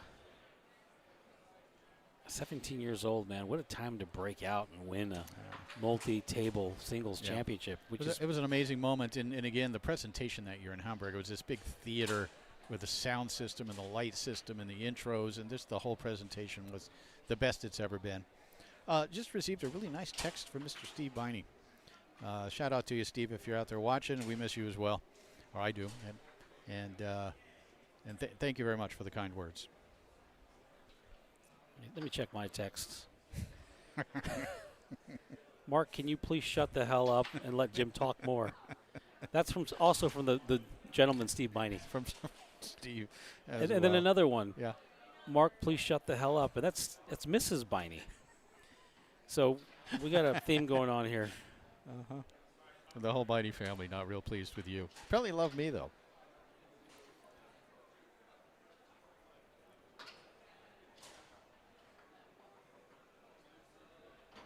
I see Keith Glenn's in text trying to correct me. Bro, no one remembers Speedy B. They remember the Chevron gas station, dude. Is it the Speedy B? Is that what it's called? Yeah. Maybe in Texas you would know the Speedy B. Would you, know the Speedy B? You know, there's a lot of McDonald's attached to Chevron gas stations, and you still say the McDonald's at the Chevron gas station, or you say the Chevron gas station on the corner of here has a McDonald's in it, but you don't lead with whatever. See that? We love Keith Glenn. Keith Glenn comes in here and does a heck of a job. Mm-hmm. He's awesome. He doesn't know what the hell he's talking about, but that's not cool. that's not that important. That's overrated. I know, clearly. Mean, you've obviously done well. That's all I do. I just make stuff up. At least he tries to be accurate. You know how important accuracy is to me? It's well down the list of priorities. Do not care. And if you've been following Jim and me as a duo, you know I was going to say it. I thought it was Yannick Correa that Haas beat in the finals. Yeah, I didn't know that at all. With Hundsdorfer finishing third, Ryan Moore, Tony Sprademan both finished fifth. So he beat him. Wow. Indeed, I believe Thomas beat Tony in the quarterfinals of that. But beating Yannick Correa, of course, one of the great multi-table players as well. I think a 3-time multi-table world champion. Singles? Once in singles, twice in doubles, I believe it is. And again, Kevin Hundsdorfer as well, 3 times. I think it's twice. Kevin Hundsdorfer. He also won a doubles. Oh. Yeah. That's an incredible feat. There's a lot of people at the tournament. And you know who was 9th that year in men's singles? Who? Martin Dusa. Wow. Mm-hmm. So there you go. All right, lots going on. These guys, I don't know if they want a new table every match. What's happening right now? Let's take a look on the table and see what's going on. Yeah. Or maybe they're waiting for judges. Is it possible? Apparently waiting for judges. Oh, and here comes a judge, Mark Krause. All right. Here we go. There's Krause. I think you have to look the for American the camera. Krause, not to be confused with the Austrian Krause. Who do you think calls for the judge? Let's make betting. Let's take betting odds. Maybe if you in the chat heard it, because the table mics are louder for you than they are for us. I'm not sure, and I don't think it's required that they have no, an official. not yet. Not to the finals. I would, if I was on table number 1, or if I was playing in the elimination bracket, I would want an official in every one of my matches. Okay. I would call it on myself. Yeah. But really, just because I believe, and this is how it is at most World Series events, and certainly at the World Cup, you have automatic officials at every elimination match. I'm taking a stab that Brandon's reputation as rough on the table has crossed from Costa Rica to Deutschland. So you think Thomas Haas is your pick for that's who called the ref? I made all that up. Of course I made all that up. I think it's possible because Thomas is a great judge himself, so he might have just liked the comfort of someone being able to make a call. There's literally no need to call one on Tommy Ewer ever. We're talking about players who are incredibly fair, and he's in that group. You're talking about players that are looking to make a call on themselves. They're like, hey, I just fouled you. Billy Papis that way as well. Oh, here comes Terry Root. It looks like it's going to be Terry as the primary official. It's going to be Mark Krause. I wonder if this is this a semifinal match?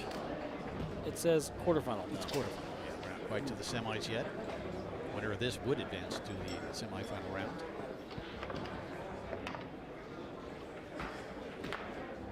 We're just out here starting way too early because we're guessing these guys are ready to go. That's right. It gives us a chance to talk about other things because I know, some of the feedback we do get about making sure we focus on the match while it's in progress and not divert too far from that is warranted. Oh, well, almost everybody. Usually only when you work with me, but 100%. But I kind of like doing that occasionally. But there's a time and a place, and this is apparently right now the time and the place. So, and what have we been talking about, Jim? We talk about mostly foosball, interesting foosball things, and so that's why I said for the most part, while I always want to bring it back to the match and the score and focus on the personalities and the momentum and what's happening in the match, it's also very interesting to talk with someone like you, a great communicator who also understands the game of foosball really, really well. Did I just say that out loud? Yeah, but I like to pretend. I understand the game of foosball. At the end of the day, Jim, well, there's a lot of that, no doubt.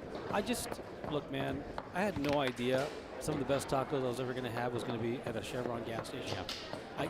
Honest to God, are you thinking about going back there for another meal? It was a $5 or $9 meal. Yeah, I actually got change for my $5 bill for 2 tacos. It's amazing. And they were good, right? Marinated. So much meat, heavily marinated. Yeah. Oh, it was fantastic. Yeah. See what I did there?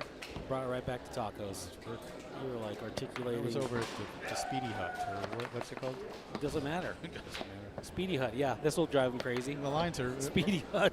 She was such a nice lady, working hard there. Just one lady in there doing it all, making the tacos. And yeah. I hope we go back over there and there's a line out the door. She has a flat top grill, Yeah. and she's just making her tacos, man. And she has all the accoutrements that go with that style of food. And she's Mexican, and it's Mexican food. That's always a good sign. I bet you go there and there's Mexican food people eating there. That's also a telltale sign. If you want to know if a restaurant's good, you go to a Chinese food restaurant. Number one, are there Chinese people cooking the food? Number two, are there Chinese people eating the food? You use Chinese as an example here. Most Chinese food is not Chinese, right, to start That's what with. I'm talking about. It's authentic Chinese. And They're not ordering the General Tso's chicken. Yeah, you're not getting that in Beijing. No, You're having not. lived in Hong Kong, no. Sweet and sour pork. No, I remember when I went to China, deep into the country, the food was, I think the little shrimps I had were sitting there staring me in the face, at least partially still alive. The rice was okay. Yeah. Chow fan. I'm a big fan of chow. Okay, that's appropriating. It is to some degree. Report you to the ITSF. I think we're about to get underway here. Let's go. So, in that forward position on the right side, out of the Czech Republic, that's Martin Dusha and his partner, goal. Former multi-table world champion, Thomas Haas. Over on the left side, two of the big stars of the American Tour, two of the best tornado players in the world. Tommy Yore in the forward position, Brendan Munoz at goal, coming off a big 3-game sweep over Billy Papis and Rudy Brenner. This is a significant step up in total competition. Once again, not to take anything away from Billy or Rudy. Billy didn't play at the top of his game. Rudy did not play at the top of his game. This is more evenly matched by a mile, I think. Would you agree? Yeah, I would agree, especially the way that this man has been playing all weekend long. He has been sensational. It's Martin Dusa who will set it up against Munoz. Shot at him near side, blocked by Munoz up into the air and off the table. Referees for the match, it's Mark Krause as the lead official. Terry Rue is the timer.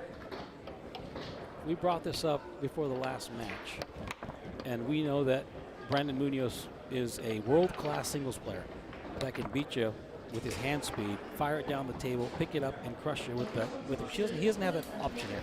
So what's he like as a goalie?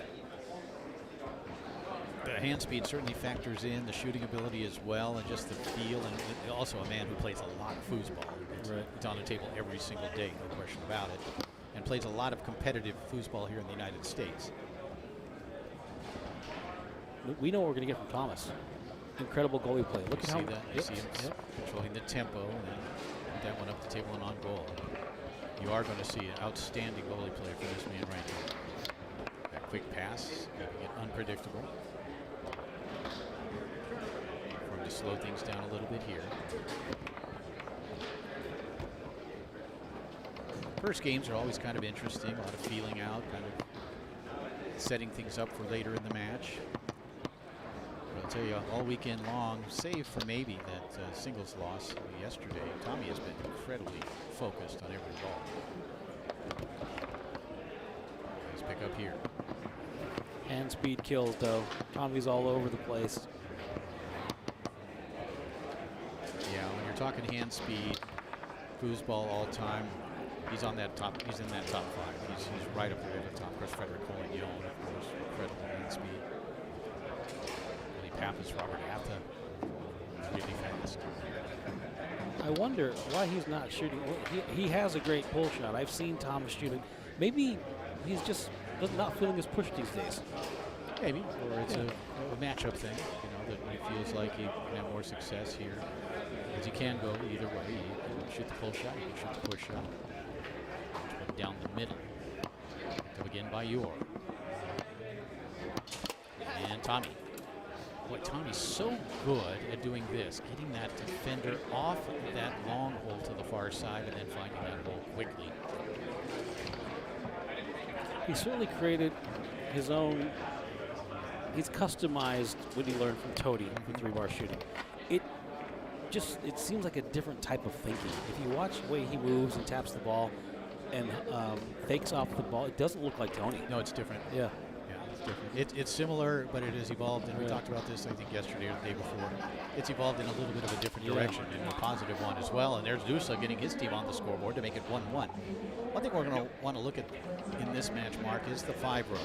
We know what Tommy Orr is going to bring. It's going to be just that constant pressure. Can Dusa keep up with it? Can Dusa get the possessions? Right now, Tommy is out possessioned him about 3 or 4 to 1. Again, getting him off that far hole. This is a signature Tommy Orr shot, where he wiggles and gets that defender off that far side and then converts.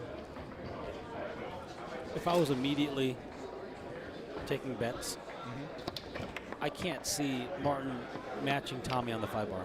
I just can't see it. I mean, not on Tornado, maybe on Garlando or his home table, but not on Tornado. I don't see it. No, so it's hard to see. Yeah. Well, what that means then is going to have to shoot a high percentage, right. and maybe that's not so easy to do either against someone like Brandon Munoz. Just because of the quick hands and overall foosball acumen is going to get a piece of him. Dusa's going to call timeout here. And it puts the pressure back on Thomas. So we've seen Thomas not clear the ball that well to start off. Give one back to Tommy in a 5 bar possession that he was able to convert. So Thomas got to clear a little bit better.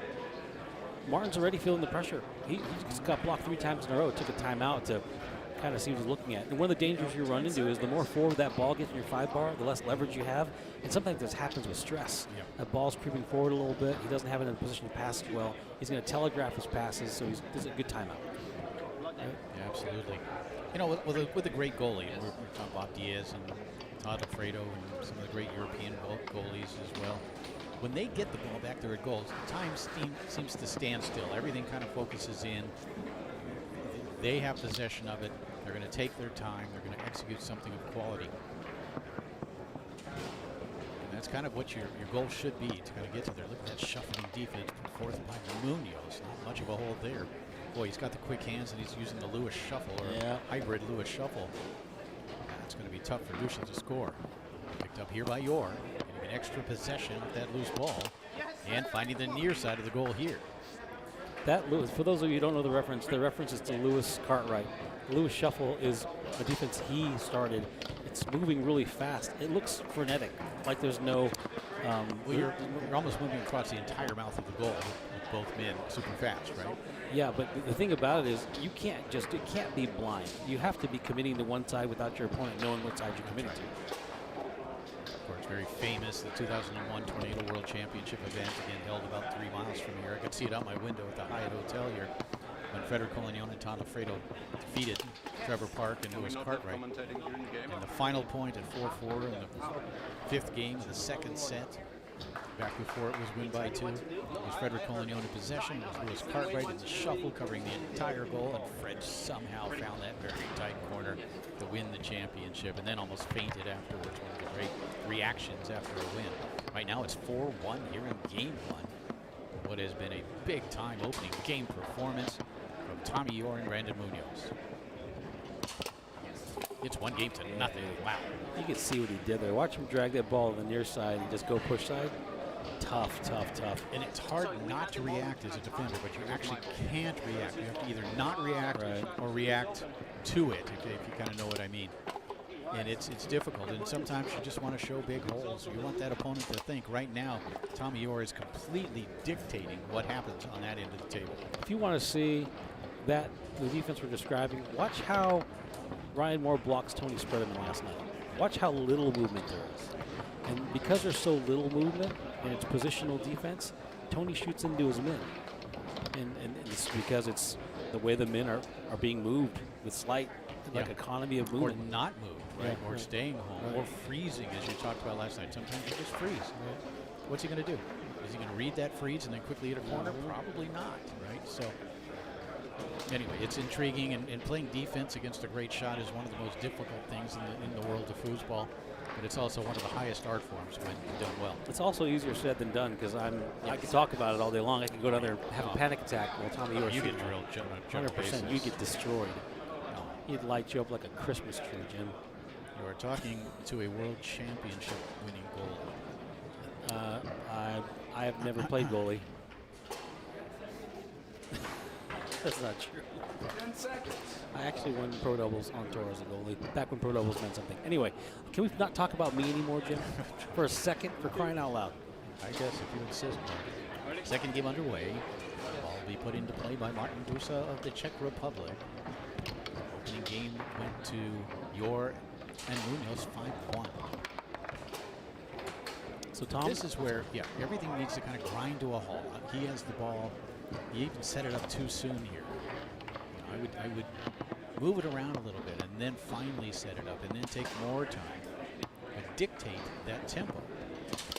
Because right now, Tommy Yor is dictating the entire game. he is on top of them like a freight train, and Thomas Haas is not doing his job right now. He's got to clear the ball better. Yeah, in the last match and now this one as well, Brandon Munoz, we talked about what he needed to do back there. He has not needed to do a whole lot. This man has absolutely dominated play. That continues here. Ready? Yes. It's Tommy Yor and his supporting cast. Right. Brandon hasn't even, has he had one possession? Don't think so. I think he had one defended possession. once or twice. I think he shot a pull shot. He scores here. There needs to be a timeout. Oh, nice switch and block there by Haas. Oh! With a knockback towards him.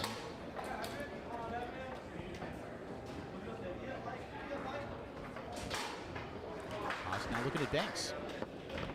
Oh, he brushes it beautifully. Dusa didn't look quite prepared. Oh. And then an accidental pass up the table is caught by Dusa. So let's talk about adjustments. That's an adjustment. He wasn't clearing well. Now he's setting it up the center. He's trying something different. So what do you do here? A tap middle? Oftentimes what you do, or you have to hit a very tight corner. Well, see there, Munoz reading it, makes the block. If you've been watching Martin play, you think this defense favors him because he's been keeping the center and hammering one side. Right now he's hammering the wrong side. He's gone pull side multiple times, and Brandon's been there. And again, we talked about this yesterday in a match with a similar defense. You don't really see the holes against that defense. It looks almost like there is no hole. You have to trust that it will be there, either to one corner or the other, or to fake him off a corner and go down the middle. But you kind of got to trust it. You almost want to ignore the defense in that situation. It's almost like a race. I know back 100 years ago when I was a forward, shooting a push kick, if someone dead raced me, I literally just completely ignored their defense and executed shots. Now we have to address this. There's been a defensive adjustment by Thomas. It's a different defense than he was giving him. And now this is the lovely thing about the mental part of the game. Now Tommy Yor has to make an adjustment. Yep. Thomas going to call timeout here. I think he should abandon his pull shot and do something else. His pull shot hasn't been serving him well. So when he was in the center, he did a pull side bank that cleared. I think he should really think about the pull shot. Tommy Yor is on his pull shot. Martin, you would think that that defense serves him. You know, I always thought about I never get a chance to play or shoot a rollover against Lewis. But you know what I would do? I'd run out of time. I'd sit there and rock and just exhaust the dude. Why not let him like wear himself out after they want to know if we had a replay. We don't have a replay here. Here we go. Ball back in play. Dusa will put it back into play. Now watch the defense. Shuffle. There are corners there. You just got to time it. He keeps going pull side. It's not there. Or he's mistiming it. Does have to open things up down the middle too. To make Brandon aware of the fact you're willing to go straight. Instead he goes back to that far side. Nicely done. As he waited and then drilled it. So you see basically Munoz taking away 7/8 of the goal. Martin able to find that 1/8 on that one. Back comes Yor. And to that near side. So quick lateral. It's 3-1. Quick answer from Tommy.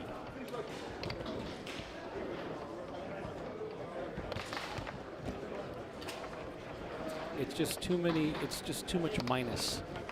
There's that sweet push shot, meaning Martin's not going to match Tommy on the 5-bar offense. Setting up the push.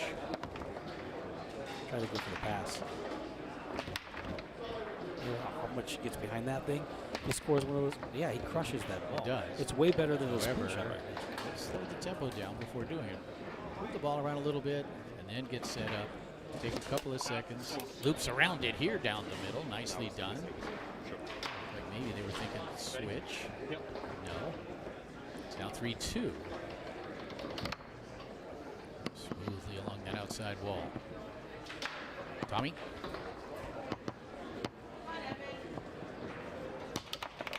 Try to come back to that near side. Huss got a piece of it. Unfortunately for Thomas, the rebound.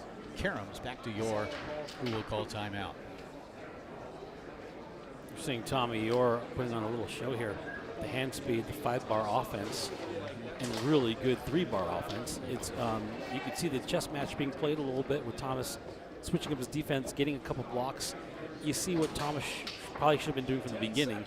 His push shot has cleared way more times than his pull shot has cleared, including scoring one. The first couple of push shots were hard heading toward the goal.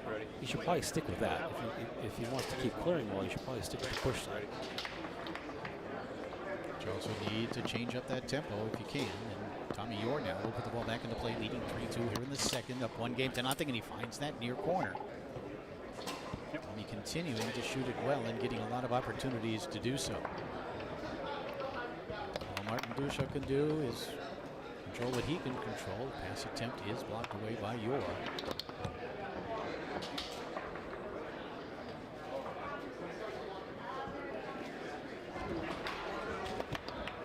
Sent off the outside wall, and there's Martin to pick up the rebound.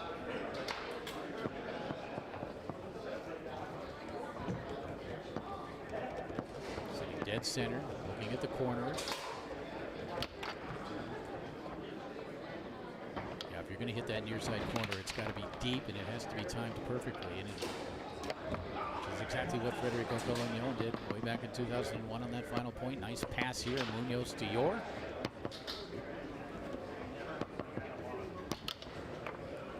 For the block.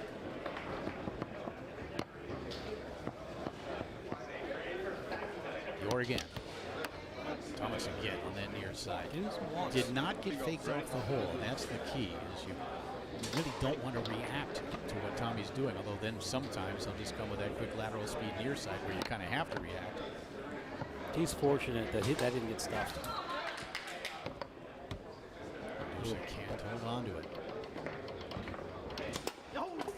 Quick left hook here, and that's it. Game 2 goes to Yor and Munoz as he caught the defenders kind of flat-footed. No one looking for it except Tommy Yor. And it has given his team a 5-2 win, a 2-1 lead, but a 2-0 lead. And they've outscored him 10-3 so far.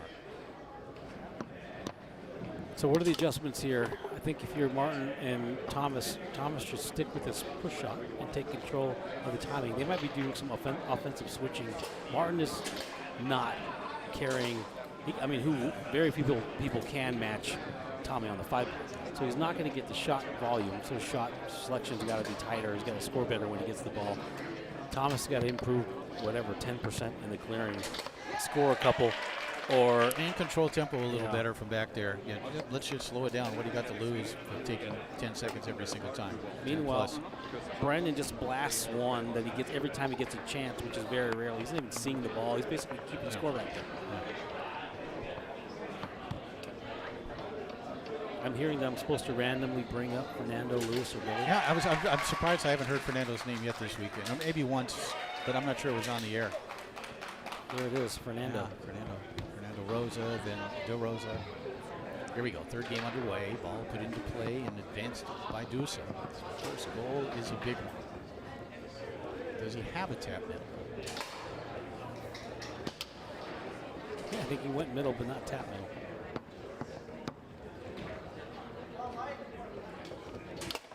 And he is able to, I believe, cut that one back down the middle. Here's another option against that defense if you can do it. Not easy to do with a snake shot, that little angling cut. Kind of like what you would see from a front pin shooter, Bonzini, or German-style table. Oh.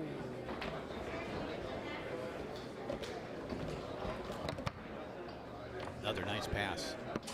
Munoz to Yor. Tommy will shoot against Duce here and find a tight hole down the middle. Watch this. Look where this ball goes. Not much of a hole there, but he found it. And that's what also makes Tommy so deadly, is not only can he rip those corners, not only can he fake you off holes, he can also hit some great finesse middles. Gets 1-1. Duce back to forward. Munoz with the takeaway. And the more we watch this team, and we had some questions about whether Yor and Munoz were really basically two forwards, although both just foosball players, you know, how they would work together, how it would work. So far, so good. And there's Haas. One from goal. Yeah. Ready? The things we were looking for Thomas to do, he's doing them. They got a lead here in game 3 at 2-1. This is Dusa defending. A lot of defensive movement here. Tommy back to that far corner. Kind of froze him with the fake. Yep. It's 2-2. 2 games to nothing lead for Tommy Yor. Brandon Munoz. Knocking that one back to his partner, who has passed it well. A couple of completed passes and a couple others that were right there.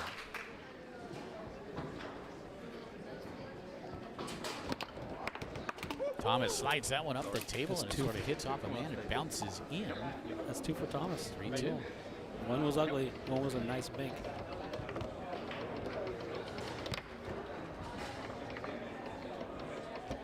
Dusa and Haas. Up 3-2 here in the third.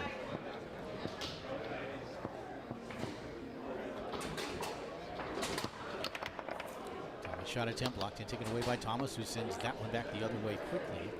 It's grabbed by Munoz.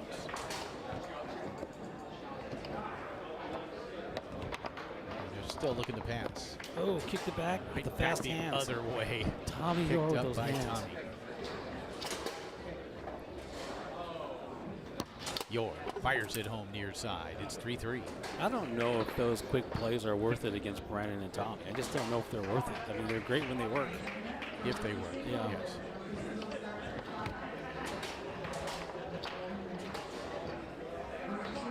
We're going for the pull shot. Let's see if. So switching to the pull.